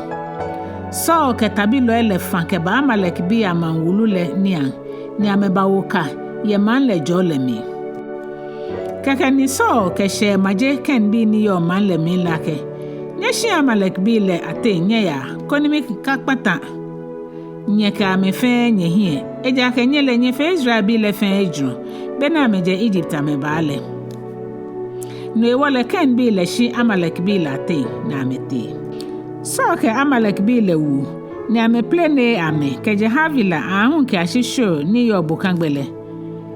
emo Amalek bi amanche aga kenkan lo shi agbe mambi le bubu so ke tabilo ele ba agagi asan ame ba to kechina bi ke gwanten abi le atenkole papa efefen le hu yi ni ame pata ame hi shi no fe no ni he bese na mapapako alo ni abehe noko fe mole ame pata hi akpo so ake manche Yehowa ke Samuel wie ne ke lake mi hwa mi hia ka mi wo Saul manche eja ka ekpale ya mi se ni eye mi kitan la no Sane le fe Samuel minfu ni so le pa Yehu afai nyonyon fe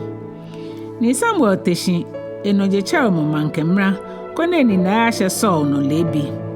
no mi le abatra Samuel adafia ke Saul ba camel ni ba mashiwi kone keka kuni ne yele ni no sele ekuese te Gilgal beni Samuel ahye Saul ngole Saul ke lake Yehu ajobo mi ye Yehu afamole no ni Samuel bi Saul lake ni mani jito ekachi na ife ablomo ni dwere mi to enemo Saul je na ike Amalek bi le ango akeje mambi le bato ekachi na la te nkolu papa ifefe la yi koni ameke ba shan fole ameha Yehu a onyumole shini bi ni hwele wakpata fe hi Samuel ke Saul lake me magbabo no ni Yehu ake minyone Saul to heke wiemo keke ni Samuel ke lake bula ona o ake mo floko keke shani je boji Israel kuche le fe ache Yehu afobomu ke wobo Israel manche ni Yehu achumbo ni ke boake ya kono ya plane Amalek bile ishafe lo ele oka mawu ke ashibe no ni o pata me hi krakra mehe wo mo ni o ya bo Yehu atoe ni ote o ya ha ufoyeli ni oketon Yehu anone so hele Samuel no ake mi bo Yehu atoe mi mo Agag Amalek bi amanchele keba ni Amalek bi le de nchele mi pata me hi musumusu shi tabilo le ngo ufoyeli ni bi le amintoe kechina ni kule sa amehi pata mole atenkulu papa ififen le koni ameke ba shan fole ameha Yehu a onyumole ye Gilgal shi Samuel ke Saul lake ani Yehu anya shan afole ke gbe afole ahe feni ababule to elo na to ebo hin fe afole shan ni ehin feto agbo amlinfo eja ke atuache mole eshani tamo klamono ni kwenti mole eshani tamo magaja mono akani okwa Yehu na wie mole le hu ekwabo manche yelile so ke Samuel ake mi fe sha eja ke miton Yehu afamole ke bo hu owie mo la no eja ke mi ahye tabilo ele agbeye ni mi abo amena wie motoi no ewole agbene mi nkpabo fai kono ke mi he ishale afami no ke mi akun ose ke ya koni ma aja Yehu a Samuel ke Saul lake mi ke bo ekun mi se ke aja eja ke oya ye famo ni Yehu afambole no ni no ewole Yehu hu ekwabo manchele yeli ya Israel beni Samuel chon he koni eyale Saul mo Samuel atadele na amule mi keke ni atadele gba keke ni Samuel ke Saul lake Yehu ashon Israel no manchayeli le yoden kejemene ni ekeha enanyo ni hifebo na Israel no nyamchele emale ni ehwan ehehu eja keje gbomo ade sanjile ni ehwa ehe keke ni Saul ke ake mi fe sha shikele wo mi hi enyam ye mi ma onupa leke Israel fen hi ni okami akus ose ke ya ni ma aja Yehu a onyumole no ewole Samuel kuese ni ke Saul te ni Saul ya aja Yehu a ye Gilgal keke ni Samuel ke ake ni ke Agag Amalek bi amanchela ba mingo Agag ba she Samuel hie ke ehie mi she ni ke ye itun ake e ka shifan ake bene eje egbelisane ye yi shi Samuel ke Agag ake boni klante ha ye echomo ye ni bebile na kan bo hu onye ba chon yo ni bebi ye nanime ye aten keke ni Samuel bamo Agag ke klante ne flemi ndukuduku ye Yehu a afoleshan la tele hie ye Gilgal keke ni Samuel yimni ete Rama ni Saul hu yimni ni ete we ye Gibea ene sele Samuel ke ehingbeche Enyɔ neke ena Saul don ahun ke ashi Saul gbo shi Samuel ye Saul he nkomo ni Yehu ahwe yake ewu Saul Israel manche Yitso Nyɔŋma ke Ekpaa afọ David mu ake manche Yehu ake Samuel ake mebe inono ni oye Saul he nkomo ke ashi bemni ni ona ole ake mikwale Israel manche yeli wo okon le mi mu bon mi ba chumbo ye sha Bethlehem nyo le ngo eja ka mi ngo manche ye bi hin la te mi ha mi he Samuel to he ke te ma fete ma ya chumo Nɛɛhu keji so nu hele egbe mi Yehowa ke Samuel ake ngo china bi ohio de nke ya no ake mi ba sha afole ma ha Yehowa gbe mo ye sha ke ba afole sha hele ni mi ba chon bo no fe ko ni ofo mo ni mi ba chon bo le mu o ha mi Samuel fe no ni Yehowa ke lele be ni esha Bethlehem le man le mi onu pa le ke Samuel ba pe ke hipopo mo ni ame bi la ke hejole ba o ba na lo Samuel je na eke ake hejole ba mi ba mba sha afole ma ha Yehowa nye chuwanye he ni nye ke mi aya afole le sha echu ye sha ke bi hin la he ni Ekpaa mekete afole le sha hele beni ye sha ke bi hin le ba ni Samuel na ye sha bi ele abile eke ye ichu ake moni Yehowa efole mu le damo Yehowa hin ne shi Yehowa ke Samuel ake ka ehi enchu lo ekwole nyenyere le mi lakabo je boni gbomo adesan ko ni Yehowa ko ni gbomo adesan ko ponogbe ni ke Sane shi Yehowa le ko twin keke ni yesha che ebi Abinadab ni eha echon Samuel hin ke ho shi Samuel ke ake Nɛɛhu Yehowa engokule no sele yesha ha ebi Shama hu ba ho shi Samuel ke ko wake Nɛɛhu Yehowa engokule yesha ha ebi hin le aten me Kpawo ba ho ye Samuel hin shi Samuel ke yesha ake Yehowa engoko obi ne aten mokomoko keke ni Samuel bi yesha ake ani obla hin le fen ne yesha to yake esha mete ngbeken kra fi fen le amro ne kwami to ile Samuel ke yesha ake chuko ni angole keba eja ake wo won afole le sha jae ba she bi eda yesha echu na ango ebigbeken le keba echu ofio ne hingbe ye fel anukwa ehe ye fel ye wa ke Samuel ake te shi no for blanyo le mu eja ake lene Samuel wo mu ke kon le ni for David mu ye enyemi me la ten keje na kan gbile no le Yehowa mu mo le yi David no keke ni Samuel teshi ni yin ete Rama David ye so wele mi Yehowa mu mo le je so no agbene ni Yehowa ha mu mo fonko mo mba ha wole no ewole so chujin le ke la ke wasusu aka mumo fonko ni nyungo eha ha obune ofa wo chuji ni damo hie amro na ekule wo ya ta omoko ni hesa jogba nke sankutwa akeba koni kaji nyumo ha mumo fon le bayo no le etwa sankule koni ahia ha bo so ka chuji lake ni ata omoko ni le sankutwa jogba nya ha mi ni nyekela aba Obrahim late moko mehere no ni ke ake mile yesha Bethlehem nyole binunko ni ehesa ke sankutwa jugba ndi enche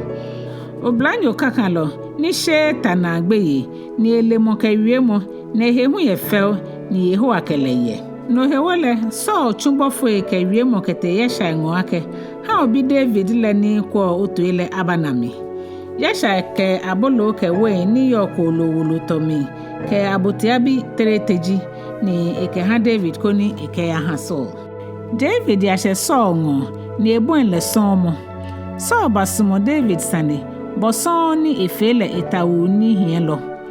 fese le so keshe maje ya ha yesha yake ha David ahin bi ekra ni esomo mi eja ke minsume Sane keje na kambele be fen be ni nyumo aha momofon le abaso no le David twa sankule ni momofon le ji oso no ni so hejole ni ehie hale Yitso Nyɔŋma ke Kpawo Goliath twa Israel mpoa Felisi bi le bua ametabi lo ela na hata ni amena bakpeshin ye soko ni ji Yuda bi amanko ni amegbata ye Efes damim ye soko ke azekaten so ke Israel hin le hu bua amehena kekpe ni amegbata amewo Filisti bi le ni ameminkwa Filisti bi le hie ke hie Filisti bi le dwere gonkomeko hieshi ni Israel bi le hu dwere gonkomeko hu hieshi ni joka amete Kakani nun tacholoko je Filisi bi latin ejekpo kone bacheta. Acha ogbomone Goliath ni ejegat. Ekwole fioni ni talo Ekpaa. Ebu akoble fai ni ewo akoble dama ni edama lechi moji akoble shekeli akpe Enumɔ. Ewo akoble twakoto ni echimwe na jiahe ni akoble fiti bloblo koble ekonjiase. Akplo ni hie eden letile tamocho ni bleo mama lo chone ite ntile. Ni ekplo ne Yitso dade chi moji shekeli ohai Ekpaa. Ni moni hion echeng lenye hie. Goliath bahu edamoshi ni ebu eche Israel tabilo ele ni ike amake. Me banye gbagbasa ke ba chwata. Filisi nyojimi ni nyehu so otu jinjinye. Nyefa anu nkome ni ekpleke jole ni edamonye na koni ekemi abakpe. Keji enyemi ikeno na egbemile wo chon monye tuji. Shikeji minyele migbele nole nya chomo wo tuji koni nye somo wo. Kekeni Filisi nyole ke mincha Israel talempo angmene. Nyefa anu nkeba koni ekemi abano. Beni so ke Israel bi lenu Filisi nyone wie moele.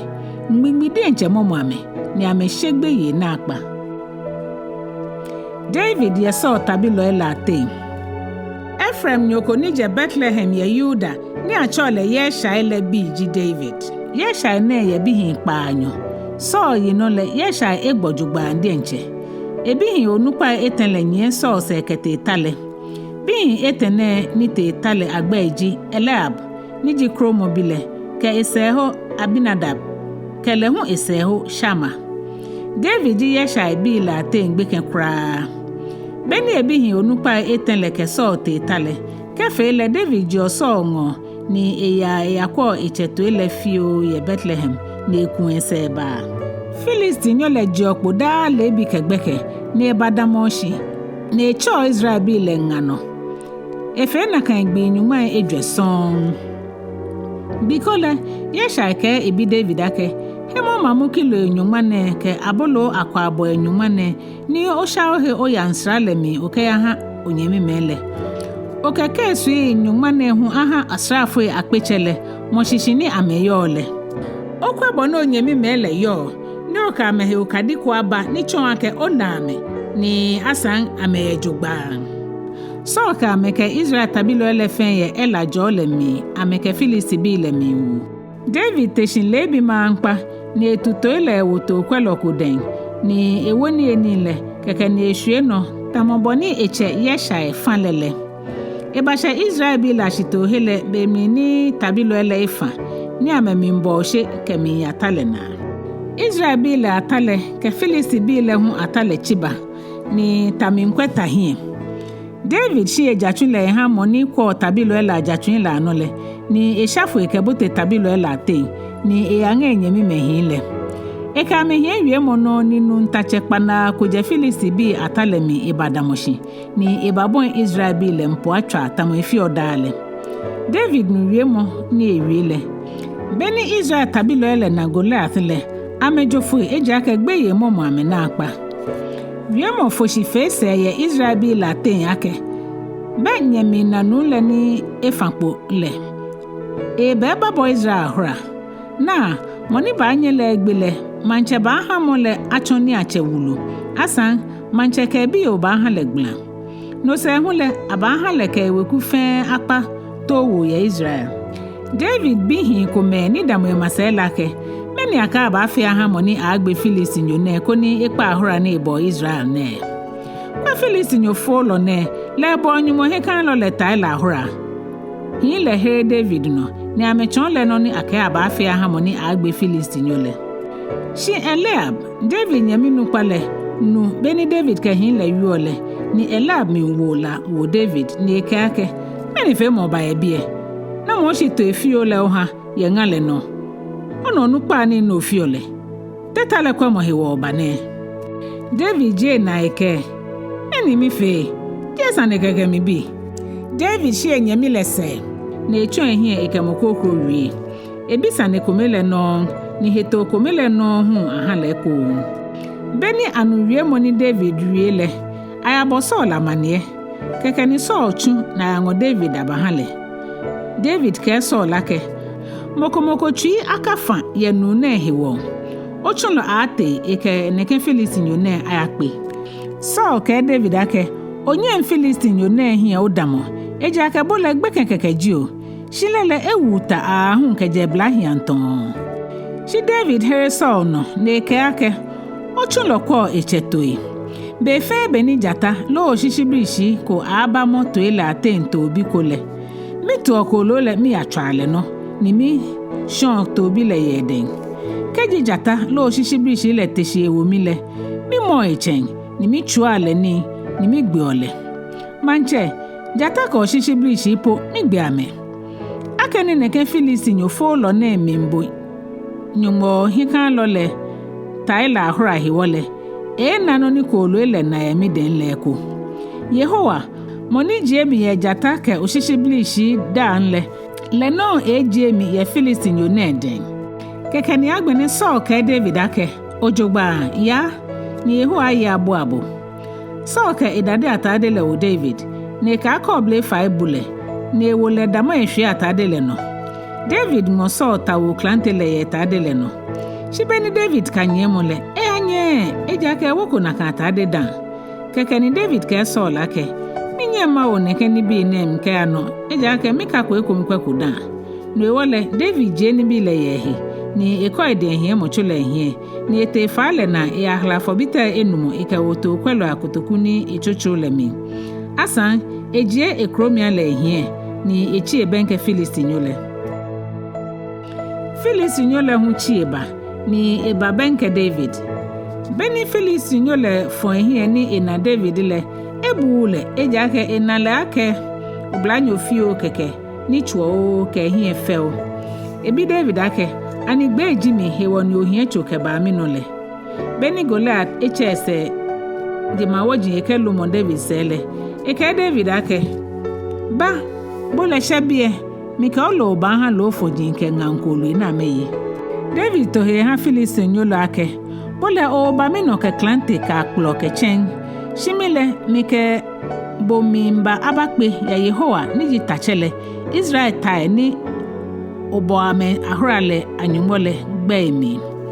mene gbinele Yehowa ba ha ma yo no kuni ni mafoyi ni mike Philistine bi atale mi ngbohin le ba ha nwen lo foji ke shipon le no ko le kakawuai ko na meye ko ni jemu le fen anale ake Nyɔŋma ko ya Israel asan asafone ekpe na efe ke anale ake je klante lo akplo Yehowa ke here mo yira eja ke tale Yehowa de ncheji moni wo ni eba ngonye ewowode beni Goliath Philistine le bon enye mo ke ba ko ne ke David abakpele David hefe oya ni eshafu ekete tagba mo hele ko ni eni na Goliath eje kakani David ke ni we kutokule mi ne kota ewe Ekome le mi ne fon tele atwa Goliath hina ne ebote him ehia nchomi kakani Goliath gbeshi ne ehia ya bushi bele David ka Ekome kete ye Goliath no ne egbele chebile ehia klante po David shafu ya ne Ahwoi damo Goliath no emo Goliath klante le egbla ye hibolemi ne kefo Goliath yi beni Philistine bi le naka agbe ametache ni cho Israel nganole amejofoi kakani Israel ka Yuda hin le boshe ni ametu Philistine bi le kefoi amenye Philistine bi na aseke ashigat ke Ekron agboilana bile Philistine bi pilafo ejreshi ke je Sharem ahun ke ashigat Ekron fe beni Israel bi le je Philistine bi la se na amekwa ameseke bale ameba ha Philistine bi la ni bi ye ameshito helemi David ko Goliath yicho le ke ba Jerusalem shi Goliath tawu dade damale David ha ehi lede nche enini no ye bumi aka David chon Saul beni Saul ko David ise beni ya ko ne ke Goliath ayakpele ebi tache Abna ake Abna na mo bi ji ne kon blanyo ne Abna to yake ni mi nona ne ake mile Saul ke lake ya bi moni bi ni ji oblanyo le ene hewole beni David agbe Goliath ni ekwese bale Abna kalete Saul hie ni David hie Goliath yichule Saul bi David ake na mo bi ji oblanyo David jele na ike Ochulo Yeshai, Bethlehem Yule Bi Jimmy. Yitso Nyɔŋma ke Kpaanyɔ. Beni Saul ke David ewie egbe na sele. Jonathan bana David hemishe. Ni esimo David tamolede nchehi. Saul hungo David na kangbile. Ni Ekpaa ake David akwese ke ya echewele don. Boso ni Jonathan sumo David tamolede nchehi hiwole. Eke David bonanyo ni amekpang. Ene ha Jonathan jehe nibi ni eke wula David. Eke atadele, ke damale, ke klantele, ke gainle, ke minfrinole hale. Taife ni Saul chun David wule, ete baka omanye, ni nohewole Saul fe David itacheme ate mukome. Ameji noko ni sa Israel hin tabilo ele fen, ke Saul chujin le tete fen ahin. Saul ye David he awunga. Beni David egbe Philistine yogole atle. Ni Israel tabilo ele kun amese ke ba shiale. Israel yele jeje ame majinle ame kelala kejo bakpe manche Saul. Ame hie fabi ke ngongwe ke miji ni amenya ni amela be meni amenya ala ame ke ake. Saul egbe akpe abo. Shi David egbe akpe Nyɔŋmai abo. Wie mone ya ngon Saul na kra ne minwola. Ni wie moni je na ji. Aka David egbegbeme akpe Nyɔŋmai abo. Shimile akpe amin keke. Meni shole don mo fe Manchester le no tamo. Kejana kangbile no le. Saul je hie ika David. Na kangbile no je cherimo. Be mini David twa sanku ha Saul tamobo na efi oda agbile. Nyɔŋmɔ ha mo fonko ba Saul no. Ni egri ye manche wile mi. Lo mi no le Saul akplo le hie de. Saul eke ye ichu wake. Machu David akplo le. Shi David wie he shi Enyɔ son ni he jemi. Agbene Saul she David gbeye eja ke na ke Nyɔŋmɔ ke David ye. Shi lele Nyɔŋmɔ ekwale. Ene ha Saul je David ye mase ne wole tabilo akpe ache. David nye tabilo la hie kete tai keba. Ni eko fen komile David ya yokuni eja ke Yehowa kele ye. Beni Saul na kuni wuji ni David yole. Gbeye ne shi David le mimba wowu. Shi Israel ke Yuda fen sumo David sanojugba. Eja ke Enyɔ amehie ke yata ni eke ameba ka omanye. David ngo Saul bi yonga. Saul wo David shiake. Be na mi bi yo nukpa merabile. Mikele ba ha bogla keji ofe kan keke ni oke Yehowa henyelo ele aya wuta ha mile. Saul susumo jake le tuntun le eke ni Nathan David he. Shi Philistine bi le jimeni ba agbe David aha le yetai le Ekome. David ke Saul ake na mo jimi ni na me jimi wekume ke miche wekume le ye Israel ni macho manchesha anu. Beni she beni sake ake Saul biyo Merab aha David blale ake Merab ha Adriel meholat nyole mo. Na kembe mile Saul biyo ni gbe jimi kale minsumo David. Beni atra Saul adafi ake Mika minsumo David le enamishe ni eke ye. Mika ba hale koni echo tamo akpa ehale. Koni Philistine bi la ni agbela hami. Ene ha Saul wo David shi no ni ji shi Enyɔ no ake. Mene oba achomi shanu. Saul fa echujin la ake.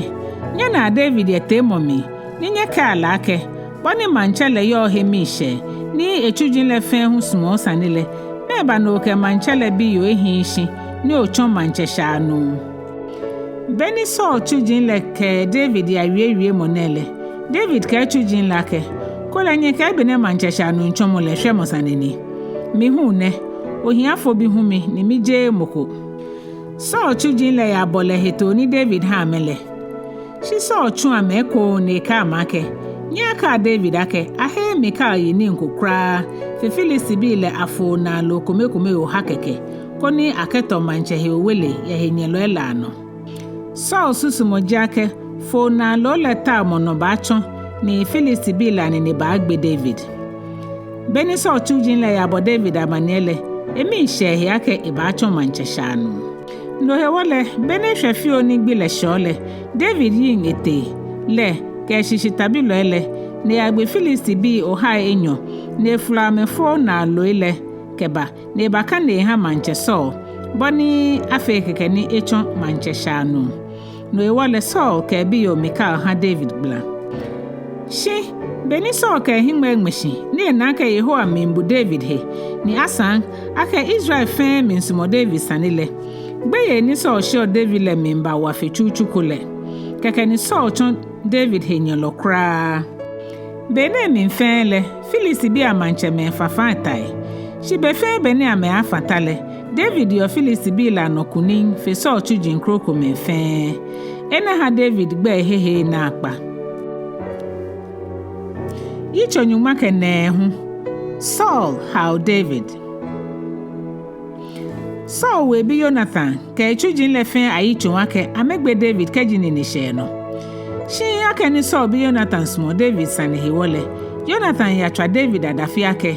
na miche Saul minta obo egbe no ewole olohe no kwemo wole ebi ota ni fifi an he kokono oyate ohe ejen mile mi ba ya miche ngoye ngale mi hene oyole koni mikele ayu ohe boni mi banale mahonle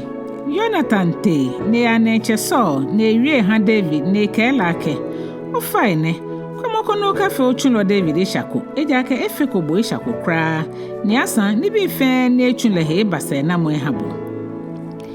edo ewala he ni no ewole ete ne ke Goliath Phyllis nyole yakpe ni egbele ni Yehowa ha Israel fe yekuni npete nkple bodi enche huna kuni na eyele ni onyahe meni he wo mo no tawa ka ofe mo na efeko efon kolesha ni ogbe David yakatwale Saul bo ebi Jonathan tue ni Saul kakita eke mina Yehowa ke agben David ena ha Jonathan te ni acha David ete mohele ni beni igbale no ni ete no le fen sele Jonathan ke David ba Saul ngo ni David kuse ibahin Saul ngo ni somole tamochuchule yemi ahunle tabai ko David fankete ya wutale na ye Phyllis bi la no butu ni amejofo ye hie Yehowa ha momofon le bayi Saul no eko binele Saul hie akpro ketashi ye welemi ni David mi twakpa sankun le hale Saul ka ke echu David akpro le kemo gbogbole shi David shehe ni akpro le ya cheke gbogbole mi keke ni David jofo ni je Saul den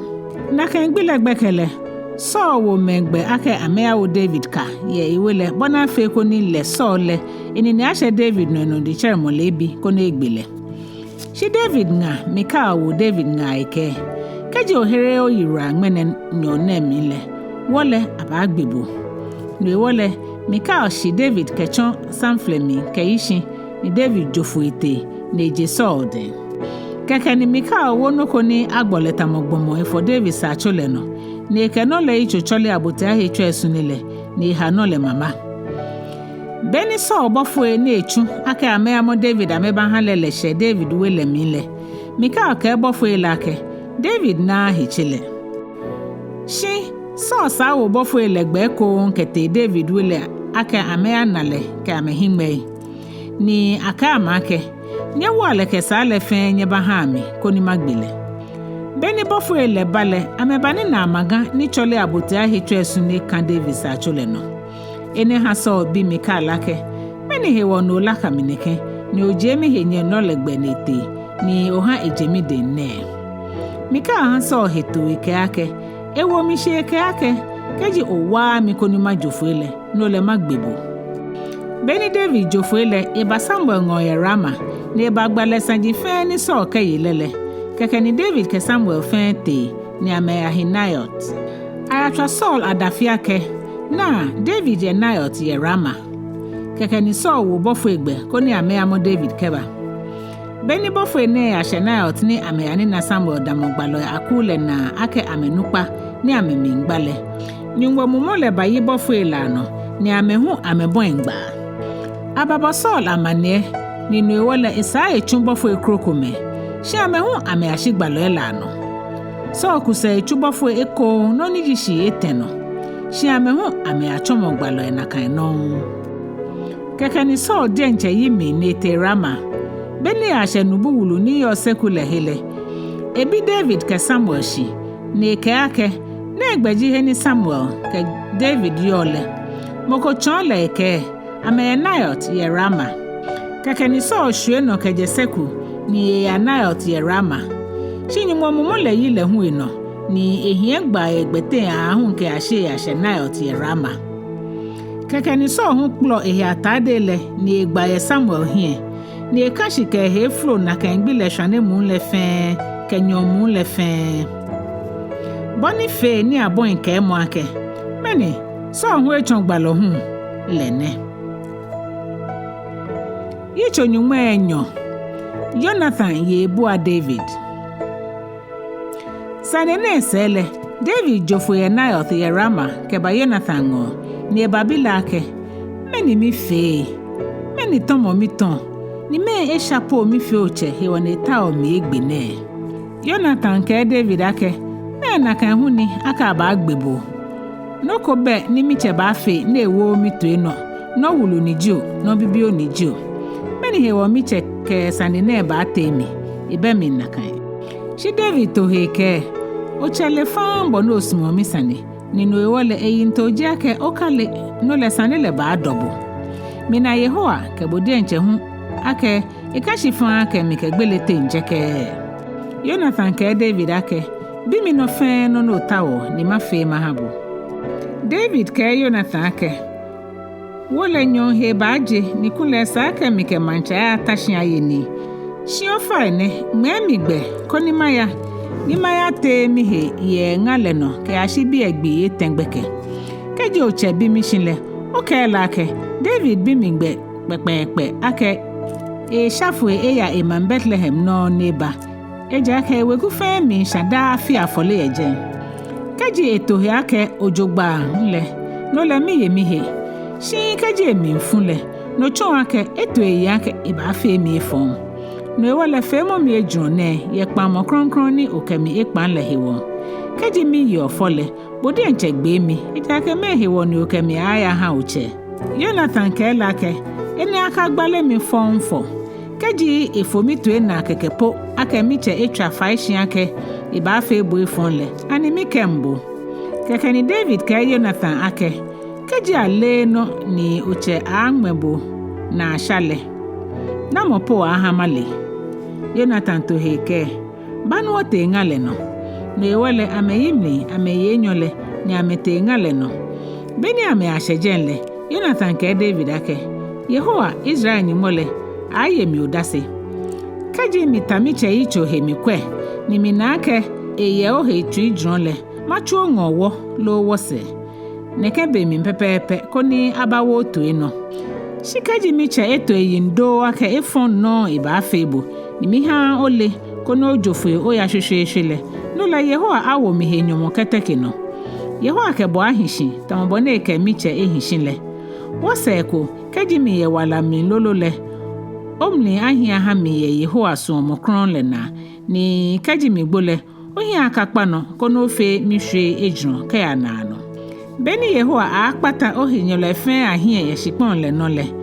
David we le hie akakpa Jonathan no. Yehowa ato David ho wele ye David henyelo ya no. Jonathan ha David sa kan le kiten ko ake ehie akakpa ameten somo le no.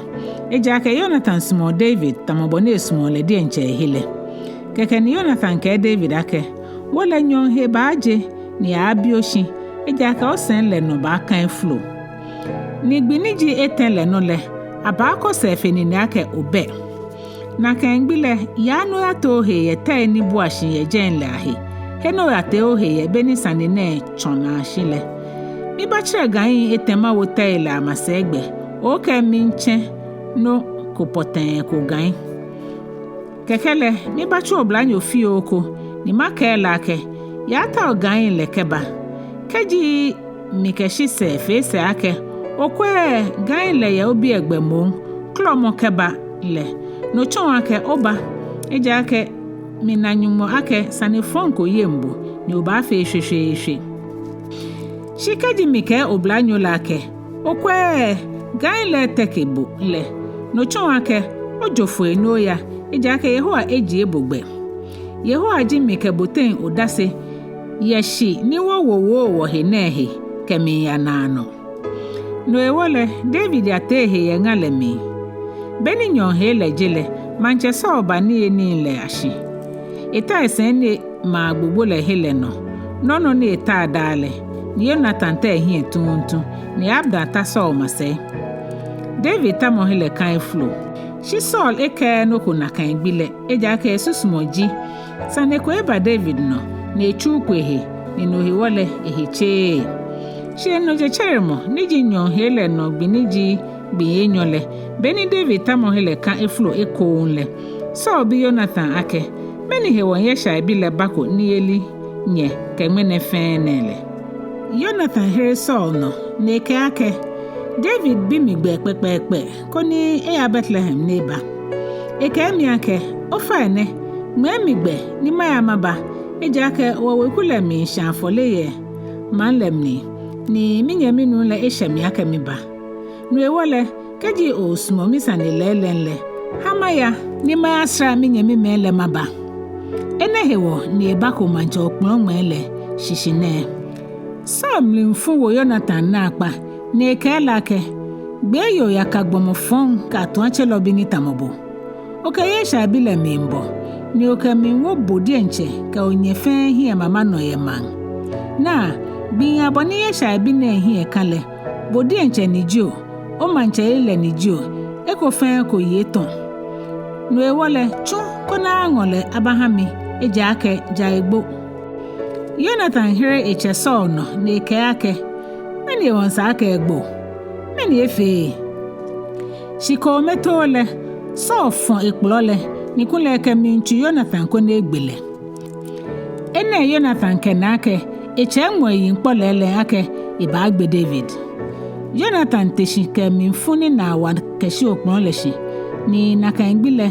niji nyole no gbiniji enyole nole Jonathan ye ni leko eja ke David sande min dolechon ni asan aka eche Saul ewole Jonathan le hegbele neke gbele no je chira mo le bile Jonathan te ngale no boni atole ni e ko blanyo fio konye Jonathan ke oblanyo fio lake shafo e kono ata ogan ni machire le keba bemli ni oblanyo le hiefo ike yale Jonathan chen gan krokro ke tekile ni be ni oblanyo le asheheni gan le agbele Jonathan bo ni ka oblanyo lake okwe gan le tekebo femo mamra ohe afo ya ka adamoshi oblanyo le akro gan le keba enu ncholengo anokwa oblanyo le no ni afi le shishikra Jonathan ke David keke nile Jonathan ke ni bi le ha oblanyo le ni ke lake ba ho ni oke amanle oblanyo le te no mpe keke ni David papo kwejete ni buashilahi ni eke hi ebushi ni ekoto Jonathan shi ete beni David ke Jonathan eshosho amena sele ame woyara ame fo ahun ke ashi David no tekino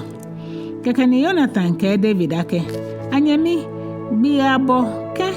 ni woye nyole fe wakama wo hekita ya yeho agba mi ake yeho ayi abo amikebu kemi hwe kebu hu hwe ke anano le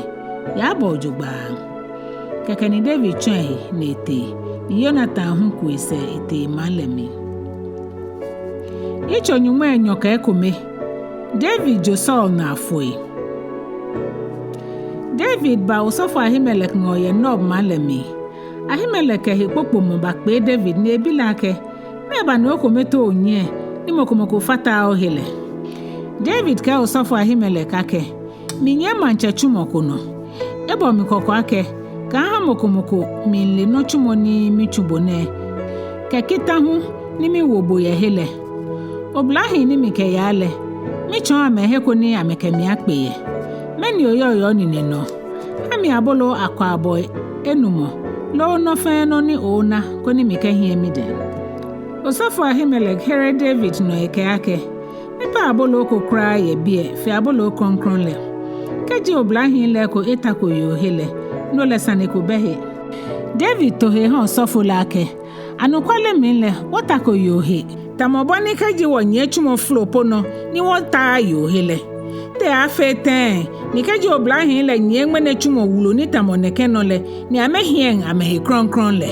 Keke ni osofo le ka abolo kronkron le ha David. Eja ke abolo ko beni nino akeja abolo ni akema Yehowa hiele.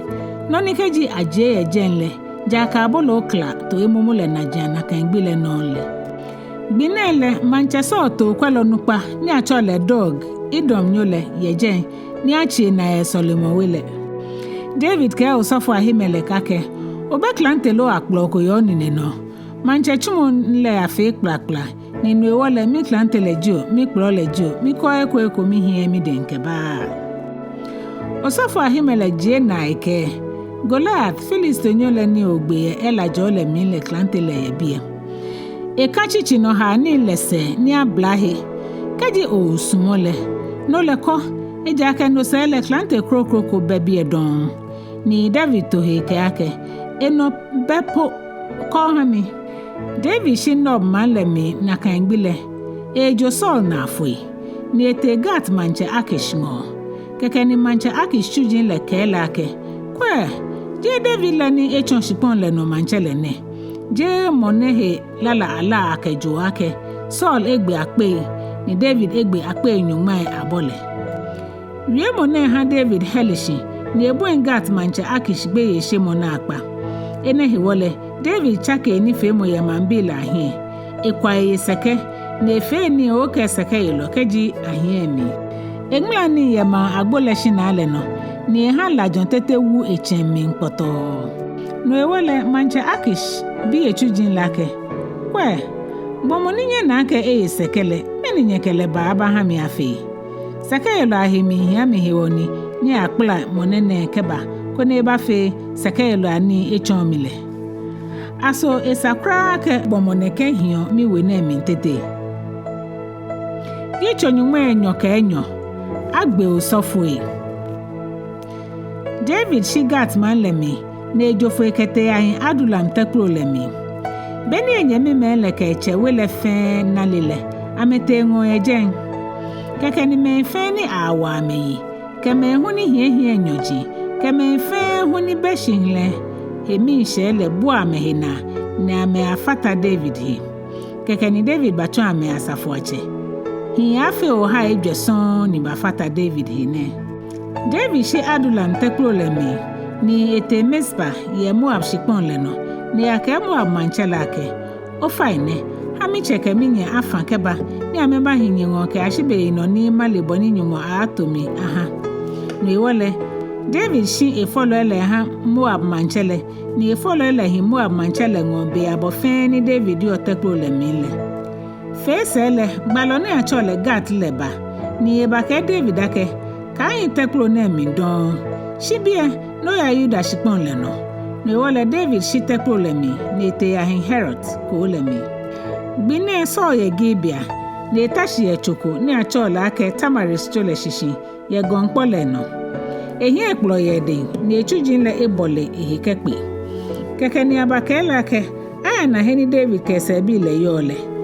keke ni so ke echujin ni damo ehi ele ake nye mimbotu nye Benjamin bi ani ye sha bi le ba ha nyete mofemo moji ke we tro mi hu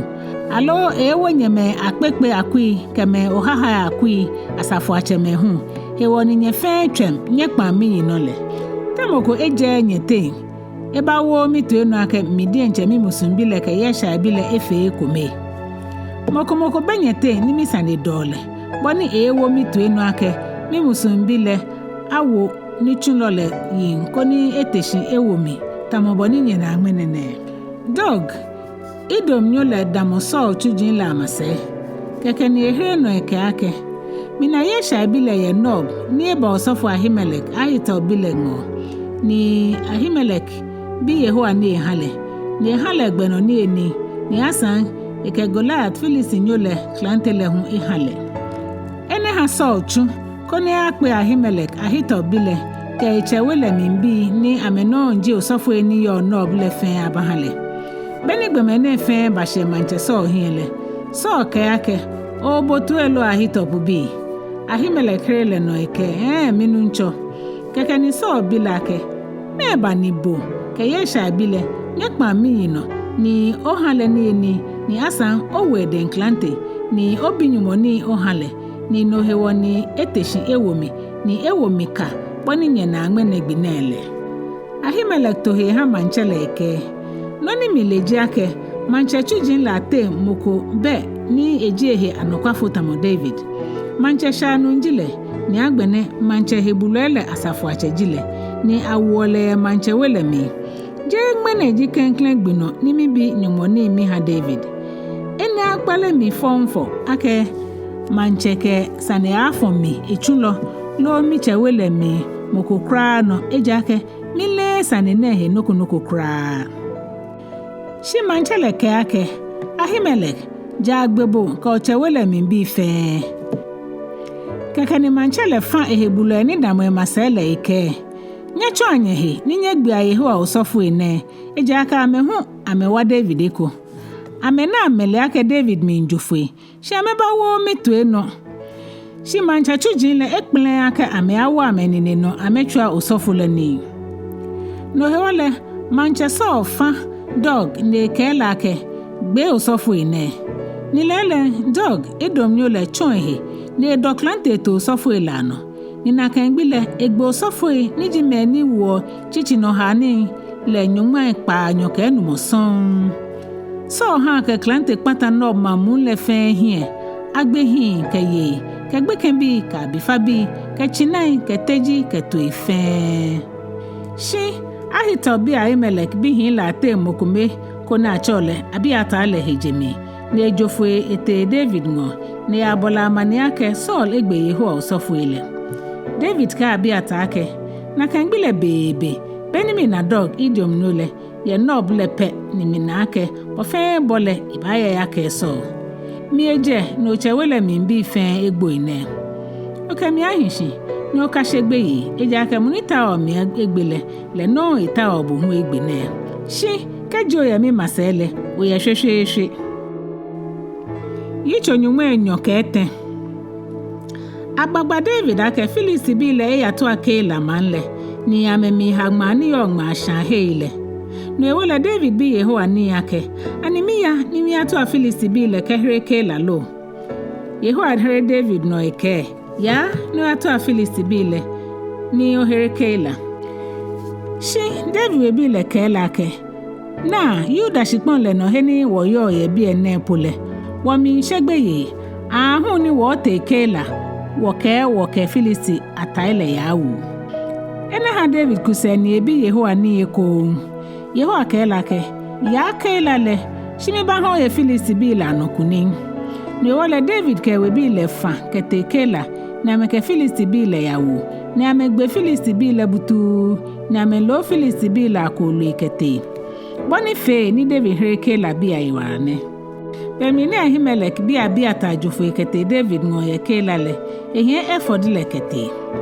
bene agba Saul ake David e kela le no ni Saul ke eje ake Nyɔŋmɔ eje David ewo mi den eje ake ni e abote mani agboi ka mesa adabange tra na minele esale de nche eheyi ni Saul che etabilo efe kepe ko ni amefata ke akela ni ameyasa David ke we bi layi Beni David na le ake Saul minto eheyi mfonle eke osofo abiata ake ko effort le keba beni abiata ke effort le bale David bi Yehowa ni ike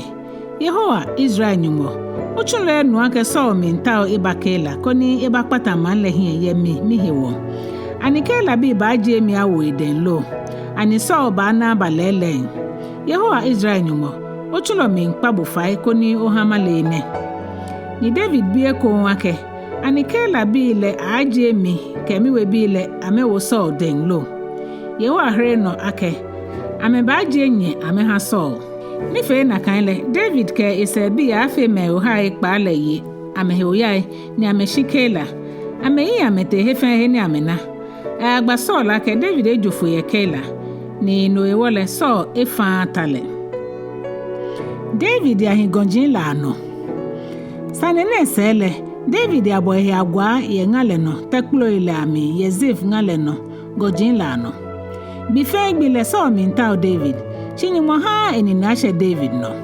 kele David shegbeye ejake na ke Saul ibata ole ko ni egbile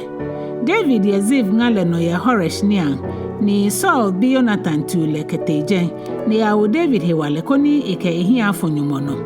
Jonathan ke David ake ka shegbeye eja ake miche Saul ni shen uno. Ele ne fanga ke bo ba ye Israel no manche ni mi man chon osemo. David ke Jonathan kama amehikita ye nyumogbe ami ni nusele Jonathan kwese eteshia shi David te no in Horesh. Kekeni Zif hin Ekome ya ke Saul ye gibi ake na David ebate ye wongo ye Horesh teklo la mi ye hakila gonle no ye Yuda shianga le wo igbe ni manche wole ake otu imi nhwechon kono ni ne ahye no no wole ba ni wo ba ngole wo habo so ke Zif hin ne ake yeho ajo nye ake nye nu henye ha mi agbene nye kwanye senye ya ninye atawo esanjia mi ndugban nye tawa nye le ahe poteni ehwoye ke mohuni enale yeje nke himweche Enyɔ eja ake aha mi le ake elenga na akpa ni wole nye atawa he poteni ete oto ya heyele ninye ba kami ni mikenye ba ya anukwa keji David eshikpon ne nole mata ole ficho kekpa Yuda munfe keke Zif ile shiso ni amecho amehi ekete Zif na kan be mile David kese bi le ye maon shiangale no ye joko ni ye Yuda shiangale wo igbele mi beni so ke ewe bi le yin amete koni ameata David le abacha David adafi ni no ewole David shi jole mi nkete maon tesa le mi ye ngale no so na ele ne keke ni etu David kete maon shiangale no beni so ke ewe bi le nye gon le bi egbele David ke be ewe bi le hu nye gon le segbe ni David hemi ntwashi koni eshi gon le no eja ke fio le so ke ewe bi le mi benka me koni ameba momo ame shimba foko batru kai ba ke so lake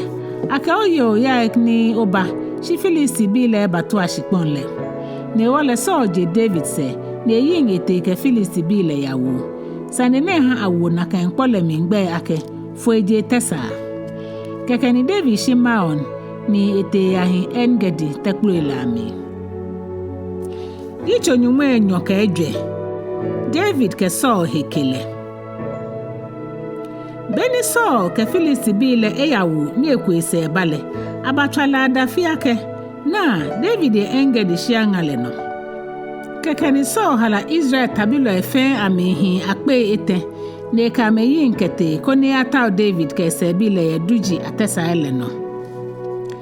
ame asheteklo kohe yeto atwin kome ahe yegbele no ni Saul te ni an yeteklo nemi asomwa David kese bi le ate yeteklo ko meto ne non segbeton kekeni David we bi le kele ake shini yeho awobo ake maji ohenye lole ma woden koni ofe le boni osumole no ebam ni menene kekeni David teshi nete ne afo Saul atade le na abunigi shi fesele David henile bon le ha mo ke Saul atade le na abuni e afo le hiwo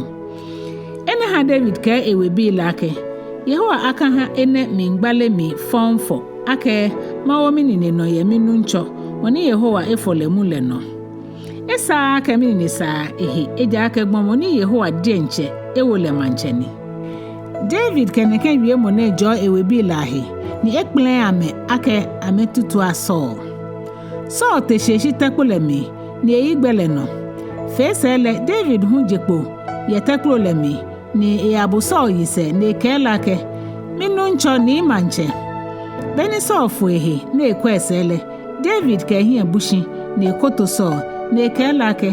mehe wono obo me anatwe akemi David minta obo efonle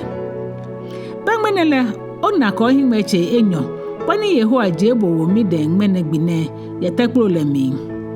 meke mi akemi gbebo shimi ko hekebo no mo ni mi ke eji ake mi ke mini ne esa minu nchohe eji ake gbomo ni Yehowa efole muni mi chata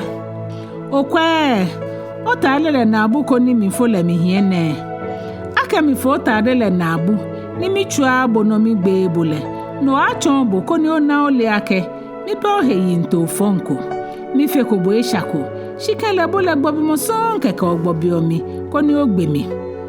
Mikami Sane le fe ha Yehowa kone ye hami. Nile no ibato mi wele yono. Shi miniji mile mikami ni esan ohe kokoko. Onukwa abua beake. Ofoi ito nkpala. No ewole mile mini ne esan ohe. Ninamo sepo Israel manchele dienche efa kenyene. Namo po otuwone. Begbo nyoni. Oflikitini. Yehowa aye mi Sane le hami. Ni ekojo mikebuten. Ni eje mi Yehoden. Beni David ke Saul wie ne kan gbinale. Saul bilake. Bono ogbe mi no na mi bi David. Keke ni Saul dwayafo. Ni ke David ake. Oja femi. Eja ke be mi ni ofiomi ipapale. Bele mi le mi nfebo efon mo nke mi ntobo na jia. O chon fan mene ake. Ipapa ota omi. Ake ni Yehowa tumi Yehoden shi ogbe mi le. Eja ake. Namo hu eninesho ehinyelono. Ne ke hekiole. No ewole Yehowa afe bu ejun ye no ni ofe o hami mene na hiwo. Agbenele efe fan hami ake boken obaba oba ye Israel manche ni manche yeli le ba heshi. No ewole oka Yehowa aka mikita ake ogbe mi hwe ni ba ye mi sele boni afe ni migbe akalaji. David kan Saul kita ni ebilele keke ni Saul yin ete ewe. Shi David ke se bi le kun amese kete tekpro le mi. Yitso Nyɔŋmai ka Enumɔ. Samuel gbele. Samuel gbo ni Israel fen ba fole ni afunle ye wele mi Rama. David ka Abigail. Samuel fun sele David pleke shikete paran shiangale no. Nunko hishi moan shi enuchmo ye camel. Ni achekpa na ajile. E to gwantenyi akpe ete ka bote ehun akpe. Ni ekun eto ila hitwe benemi ye camel. Acho nune naba ni ngagbeji Abigail. Yole he fel jugba ni Ejwɛ hu na akpa. Shewu naba le yichonwa ni ehie kanshi. Caleb shweji naba ne. David nu ye shiangale no ake naba minku eto ya hitwe.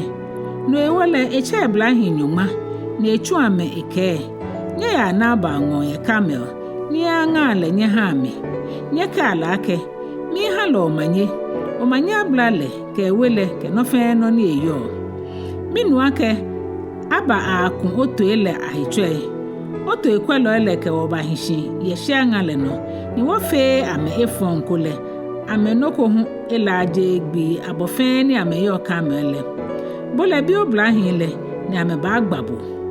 No ewole ofaine. Kwa momi blahin la hie. Eja ake woba ye gbi papa no beni onwe okpon. O faine. Oha ochuji no fe no ni oyo ye onine no leko koni oke maje obi David. Beni David oblahin le yashe. Ni ameke David shele hanaba ni ameme ohitole. Naba hitoni eke ha ameji ake. Na moji na kan David le. Na moji Israel. Chuji ni ejojo fu ameshi amenunchome efagbe etene. Aninye mi nke mi ake, mi bolo ke minu, ke milo ni migbe, ni mi ke ba ha me ni eba ni amekun oto ahitwele, mi ke ha me Ekome hu ni mi lehe ni amejebe.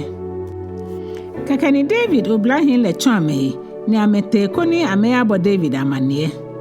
Amanie le ha David ke ewe bi lake, mo fe mo akwa eklante mo. Keke eyi mi nke ise hi ohai Ejwɛ. Bemini eshihi ohai Enyɔ yese koni amebu ni bi ni asafo le yole ahi. Beni oblahi ni David chunle eshi na bango ametele. Na ba oblahi la te mokome bo na banga Abigail amanie ike. Na David chubofu ekeje ngale no keba wonu nchongo ameba hale umanye. Chi wonu ncho gri na ebule obofu ile. Anokwa Beni woyo ngale nole, David webi na amehi ha wojugba ande nche. Bi abofe ni woka amehishile, amefe we fonkule, ameko wo nuku. Mo, be fe ni woka ameyo ni wolo to ile, amebu wo heshane kenyomfe. No ewolo fane, ni osusu Sane nehe, ni okwebo ni ubafe, ejake, asha wonu ncho ke ewele fe ayino. Tama woni olele, onu nchofi ogbomofon woni ehi le Sane kemo. Abigail hefe oya ne klo abolo akwa aboy oha Enyɔ ne kefata we Wolo to Enyɔ keto gwantanyi Enumɔ ni asa amomo ke mamo okpolu Enumɔ ke we yibi ni aka ni egbi shabi oha ke agbami ni ablole akwa aboy oha Enyɔ ahi ni afife jachu ni aketre teji ni asang ewo oblahin kome agbeke jachunle ike nyecho amihi enye kitea minyenye se no shi echi ta eke ewu naba Abigail tateji no kemiya ni beni elogogon le kontoko no mpe na David ke webi le huni mimba keke ni Abigail ke ame akpe na kembe mi le David eke mumu sake yakatwa po mi ba ni bi ni gbomone yo le fen yi mi hale ni ameme ekwe la jele ekpakwa ni mi felele mi shida jene ni mo agbemi kaji wo be ni je acherele mi shi ewe bi le atenu nkombe ne kenhe kanlo ye eneni eyo le fen aten beni Abigail na David le efe oya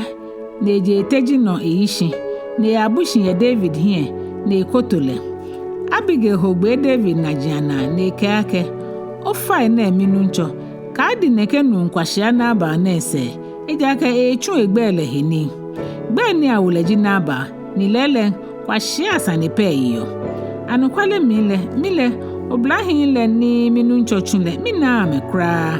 minu ncho mina Yehowa ke bodi enche hu ake be ani Yehowa echi ona koni okayela ko yison asan ni oka onine akato bodi enche ohe owelele ohe nyeloi keme feni ta obu efonle achomo kwashia etamanaba agbene minu ncho naanị ka eni n'ochu lo yokeba ono ke ha oblahin ni nyo sele o faine o ke tomo fe tomo ni miton la fami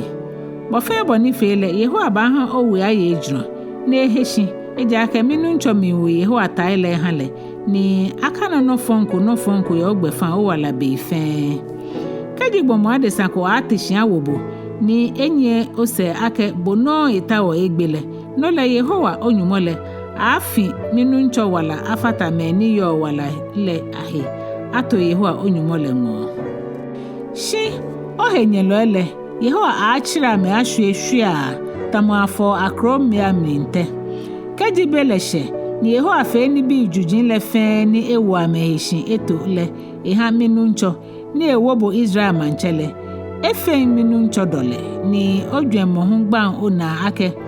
oshuela shin yakatwa alo ake minu ncho tole de nche hi owele kaji Yehowa na fe bo ejro nele o faine ohi akakpa oweyo no keke ni David here Abigail no ne ake aje Yehowa Israel nyumo lemoni chubo koni okemi abakpe ngmenene yi nyumwe iradon ya ohi eshika mone hiwo ni bodi enche hu iradon ake ochimi na ngmene koni mika yela ko yison ni asan mika tomide enche mi ho wele anukwa mina Yehowa Israel nyumole monichi mina ni mi fekobo efonko ne ake ejo efe oya koni okemi abakpe kunle wo beni je acherele ehwenu nkome ne kenhe kan lo ihan naba keke ni David monike ni Abigail kebalemi ni nusele ikela ke ojogba ko se no ya shin akomanye minu no ni okele ni mikpleno beni Abigail kwese na eshoshin ale naba le mokplo ye wele mi tamomanche naba mi eshe hefenini ni etodan poto ni wala Abigail ebola maneku ke ashije chere no lebi bemini wele chire ye hiele beni naba nga Abigail gbale ni bi ni te no le naba twison ni fale ha enijinke enajinfe gboy amrole no ye Sane ne se afe gbe Nyɔŋma le Yehowa atwa naba no ni egbo beni David no ake naba egbo le no ni eke eji ake Yehowa iradon eto ahora ni naba bomile he owele hami ni asa echimi echulo na hu koni mika afe no fon Yehowa ha naba musu ebu aiten David chu face ate aka Abigail ya wie koni ikele afe enga David chu jin le ba Abigail ngo ye camel ni ameba kela ake David chu wo ngo ake wo ba ngobo wo han le ake enga Abigail teshi ni ekoto chu jin le ne ka amake nyenu ncho we ojimi ni mi fe klalo chon ake mafo minu ncho chuji anajiahe no sele Abigail yaho itatejino keke nile ke blaye Enumɔ kome ni somo lele yi David chuji la sekete ni Abigail ya chon David nga Fesele David ke Ahinom nije Yezreele huhishi ni ye Enyɔ ne nije Abigail ke Ahinom chomo David ngame neke be minle Saul ke biyo Mikal David Klɛŋklɛŋ ngale eha Palti nije Laish nije Galim le binu gbla Icho nyume Enyɔ ke Ekpaa David ke Saul hekele ko Zif bi kume ba Saul ngo ye Gibea me ba kela ke na David e batehe ye hakila gongpo ni yo Yuda ngakpla na ale bukangbele no nwe wole Saul hala Israel hi akpe ete ne kame yi ete Zif ngale no koni e atao David Saul ya toshin ye hakila gongpo ni yo ogbeni kan Yuda ngale bukangbele hele no shi David te no ehi shi ngale no beni enu ye ngale no ake Saul enyi ese ke ba shi ngale no le echume kete ya me asra me kwe ake Saul e ba shi ngale no lele lo Fesele David dienchete Saul shitohile ni ana hepoten ni Saul ke itache Abna na ebile kamo Saul kashiwo ni ewebi tabilo ebole hikekpe keke ni David bi Ahimelek hit nyole ke Zeruya bi Abishai Yob nyeminu le ake nyete namo ke mi ate Saul shitohile mi Abishai heno ke mikebo ate no ewole David ka Abishai te Saul tabilo ela shitohile mi nyon le mi ameyane na Saul ni eka ewebi la te ewo ni ekplole chekeshin ye eichogbe ni Abna ke tabilo ele kamo ehiwo keboli le kekpe keke ni Abishai ke David ake nyumo eje ohinye lole ewo den mene no ewole agbene hama chula akplole shiko me kemo shikon nyonglo miha etia shi Enyɔ shi David ka Abishai ake ka akpata ehie eje ake mokomoko be ni bawe ni no yamoni Yehowa efole muno ni mole anwo ehiaye David ka Abishai ko ake mina Yehowa ake Yehowa de ncheni atwa Saul no alo ebe ba she ni egbo alo eteta ni anyo etalemi Yehowa akpa Ahwoi ake mi ma wo minini no yamoni le Yehowa efole mule no bole fa akplole ni cheke shinye eichogbele ni owo nuke kpulule keke ni wote keke ni David ko akplole ni ewo nukpulule ye Saul itengbe ni amejeje amete mokomoko ena amele mokomoko hiye hu eche ni mokomoko hu le mofemo ewo ejake ewo ha woni chi Enyɔ ameno Beni David echemi kete e adamogon le iten ye se flen keni gbeshwan ka eke Saul tenle ebulu eche Saul tabilo ele ake Abna na ebile ni eke ake ohere no lo Abna here no ake bona mo blo chimo manchetuele David here Abna no ake Abna kwe Jemi ke boji hinfe amninu ye Israeli Ten ni obu onu ncho manchelehi ni moko jeme la temba ni kunle iba akpata onu ncho manchelehi ele ofe na hinkra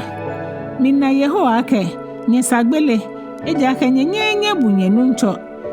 ni jigbomo ni Yehowa efole mu lehi agbene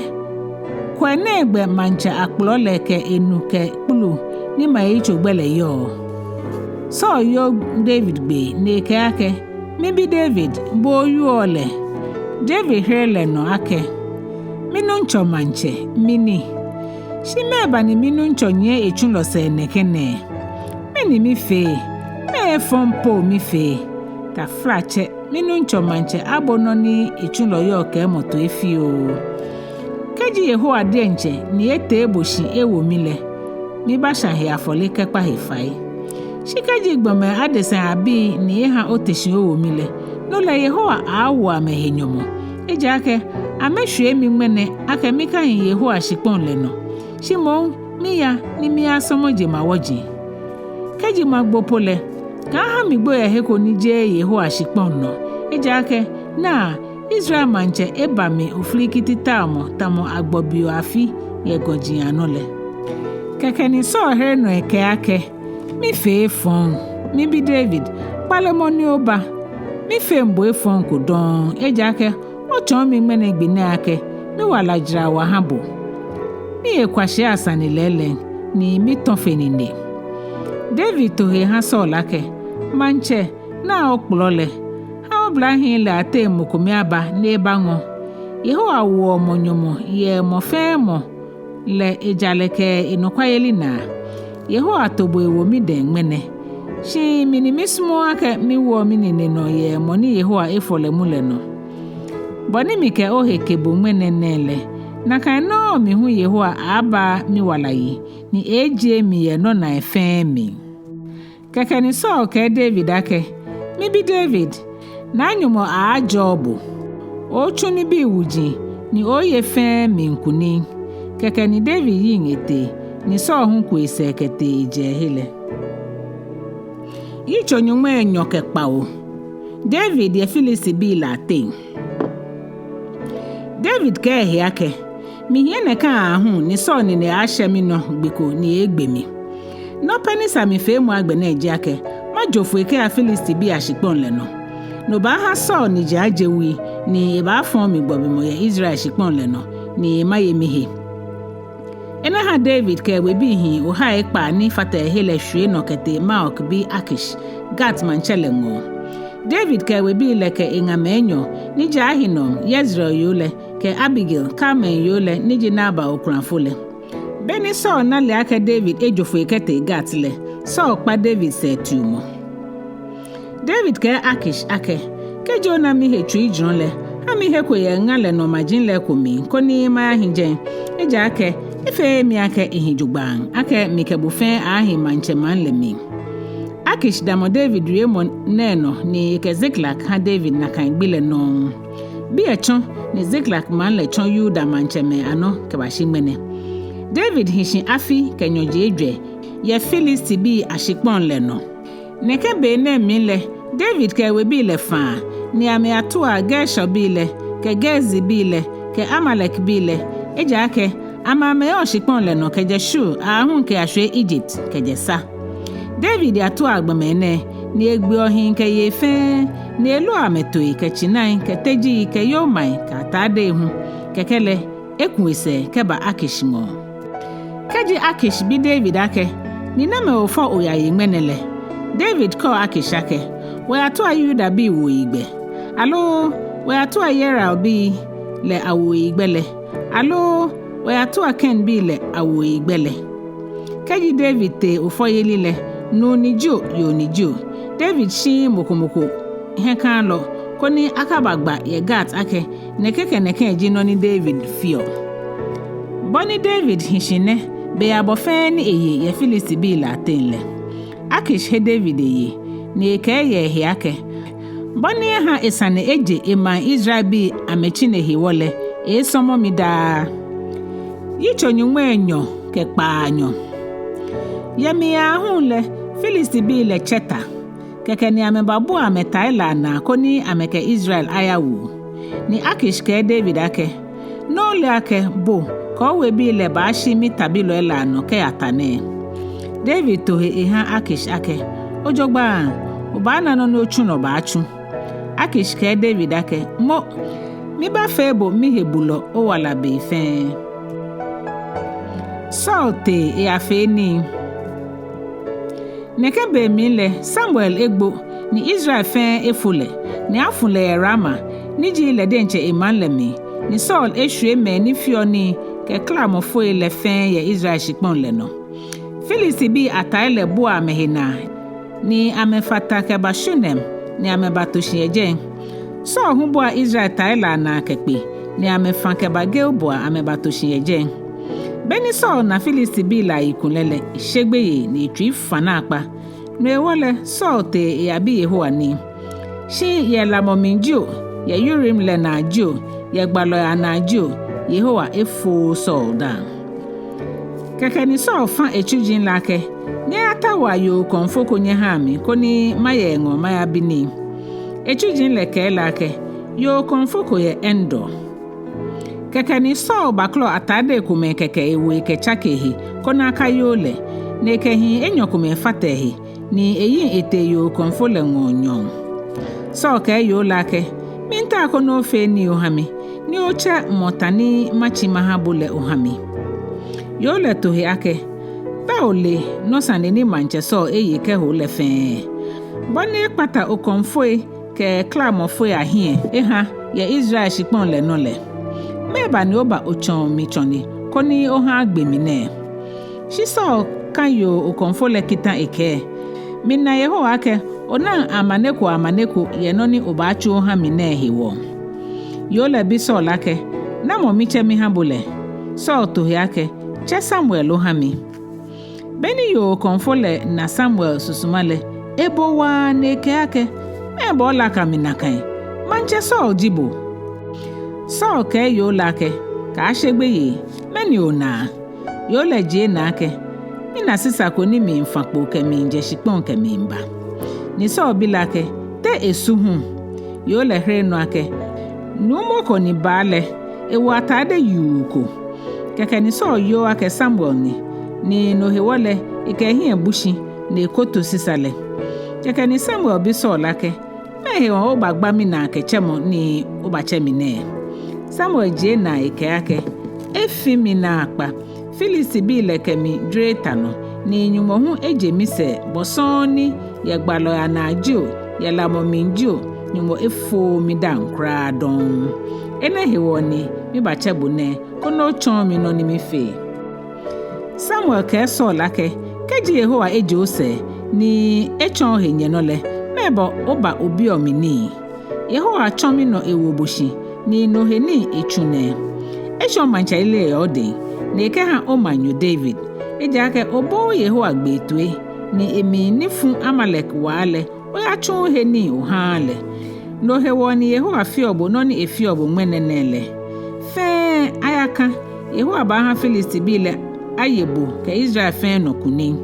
woni ji wole bo ke obihi baba abashe gbohin aje henimi yo ne ni Filisti bile baye Israel tale hu no kuni amro le no le Saul fle o keje nwe egbeshi eja ke gbeye wulu mole ye Samuel na wie mole ahewo egbojo blibo hu eja ke eyeko noko hwane ke nyonyon fe se beni yo konfole chi ebenke Saul ne na ke gbeye emolele eke Saul lake owe yo boboto ebiane ni mi ke mi hewo shrami ni mi fe no ni obi mi aka mi fele we wole ofaine agbene bohunbo we yo tue ma boni eni mfio ko ni oye boni afe ni ona hewale ukanye ogbele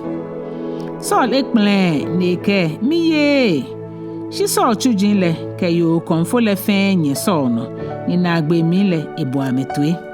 no ewole Saul teshin ye shipon le ni ehoita sale no oya no ni yo le mo echina biko ni ewo fole na egbele na ikpoto mamu ikashama akpitin abolo ikeni eni ne ba ma Saul ke chujin la hin na ameye ni eli le sele Saul ke chujin le yin ni amete na kan Enyon le mi no Yitso Enyo ke Nɛɛhu Filisti bi le kwa David Filisti bi le bo ametaila na ye Afek na kan be mi no le Israel bi le hu ebabo amehe na ye nubuko ni yo Yezreel le mase beni Filisti bi le alumele toheko ke ametabile ohaha ke akpekpele ana David hu ke we bi le shi Akish tabilo elano amenya asafo ele fen ase ena Filisti bi le atachemele biake meni neke Hebrew bi na fi oye bi Akish han Filisti bi atachemele hitowake Israel manche Saul chulo David lene ni afia abone fen le ikemiyo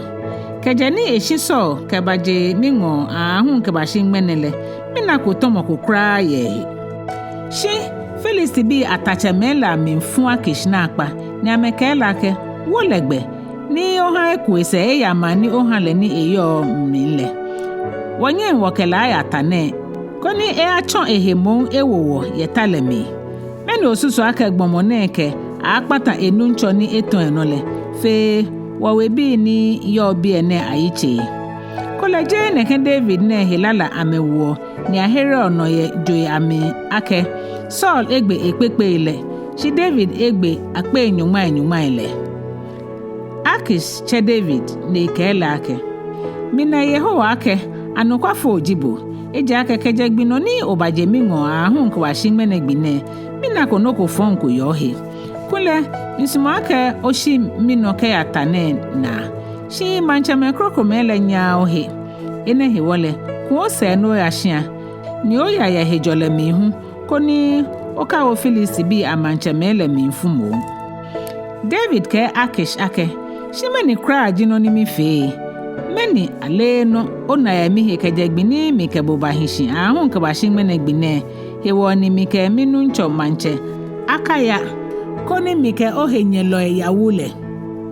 Akishere David no ake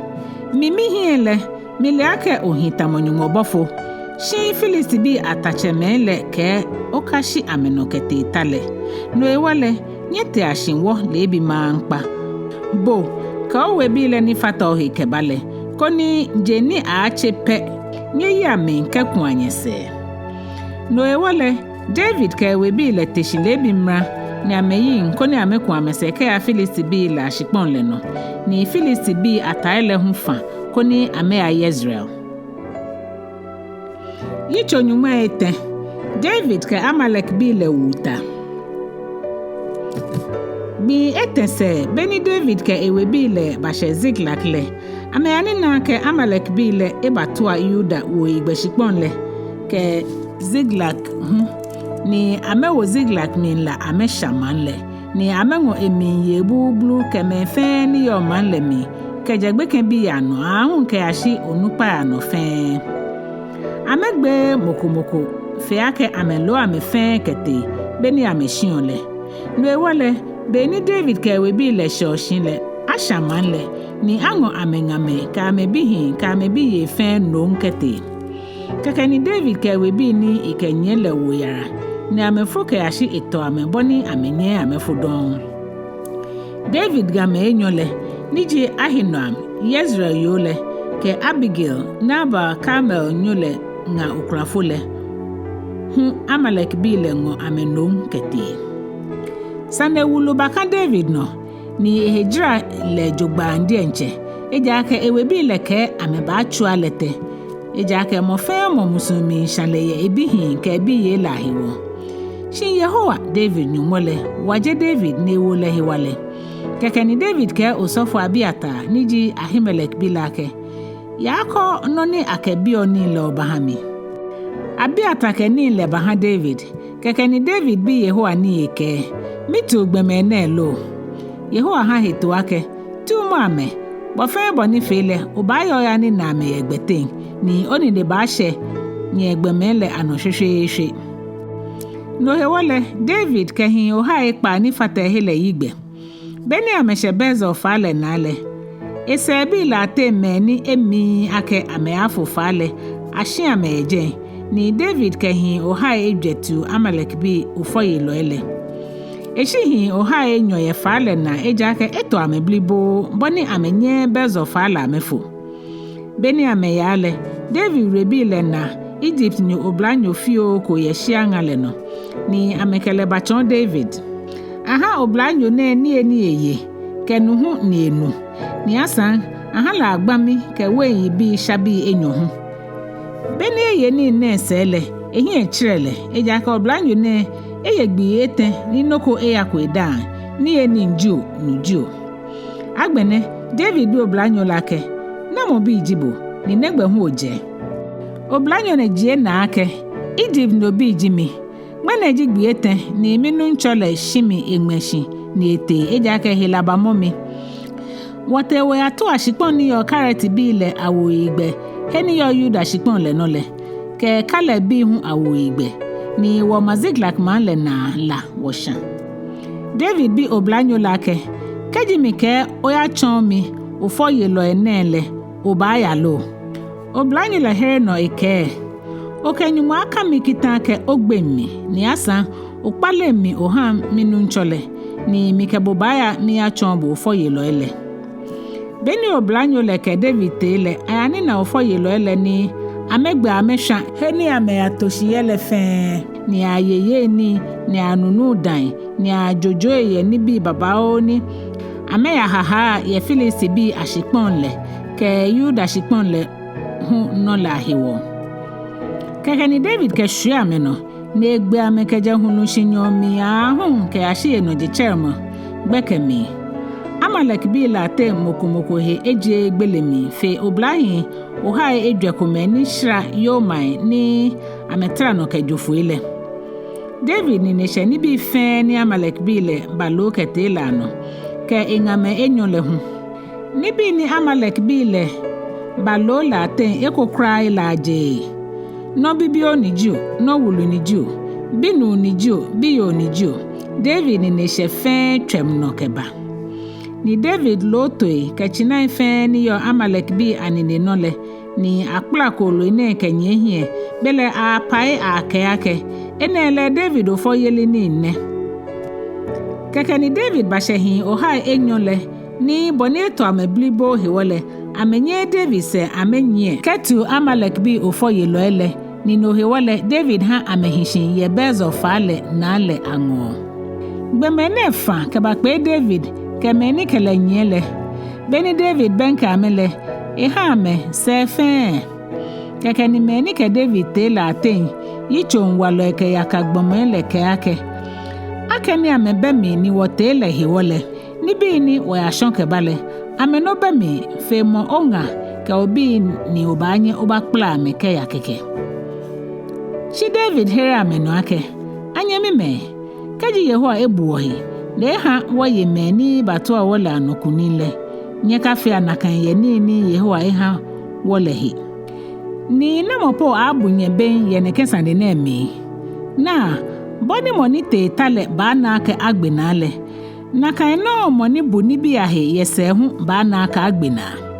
abaja mo fe mo pepepe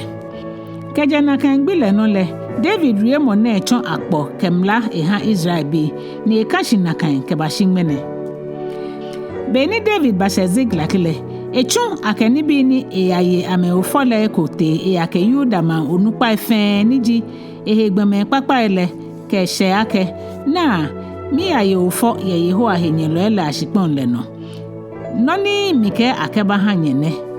ajani bi ne ahama onupa ni yo Bethel ke Rama ye Yuda wo igbele ke Yater ke Aroa ke Sifmoth ke Eshtemoa ke Rakal ke Yeramel bi ke Ken bi le hu amajin la minle aha onupa ni yo Homa ke Borashan ke Atak ke Hebron fen eko David chu akani ke te hei fen ni le ke ewe bi le enye se ekole Yitso Etɛ ke Ekome Saul ke bi hin la agbele Filisti bi le ke Israel bi le wuta ni Filisti bi la ni nechon Israel bi la no ni amegbe Israel bi le amehwege bagon le no Filisti bi le nye Saul ke bi hin la sewa ameni neshe Saul bi hin Jonathan ke Abinadab ke Malkija no ni amegbe ame aketale ni na Saul paakpa enyelo la tenga chen lo ile na Saul ni amechele gan ni aplala blanc keke ni Saul ka oblanyo ni hiyo etawuni lake blamo klantele ni okadumi boni afe ni fon lo ene akaba amebagbemi ni amefemi ni seni ani shi oblanyo la emi na kan femu eja ka gbeye mo le na akpa ene hiwole Saul gblale denche klantele ni ehu egbe no beni oblanyo le na ke Saul egbole le hu ehu egbe klantele no ni ike Saul fen egbo boni Saul ke bi hiyetenle ke oblanyo ni hiyon Saul tawuni le ke Saul he gbeme fen egbo ishikome ye na kan gbile no ne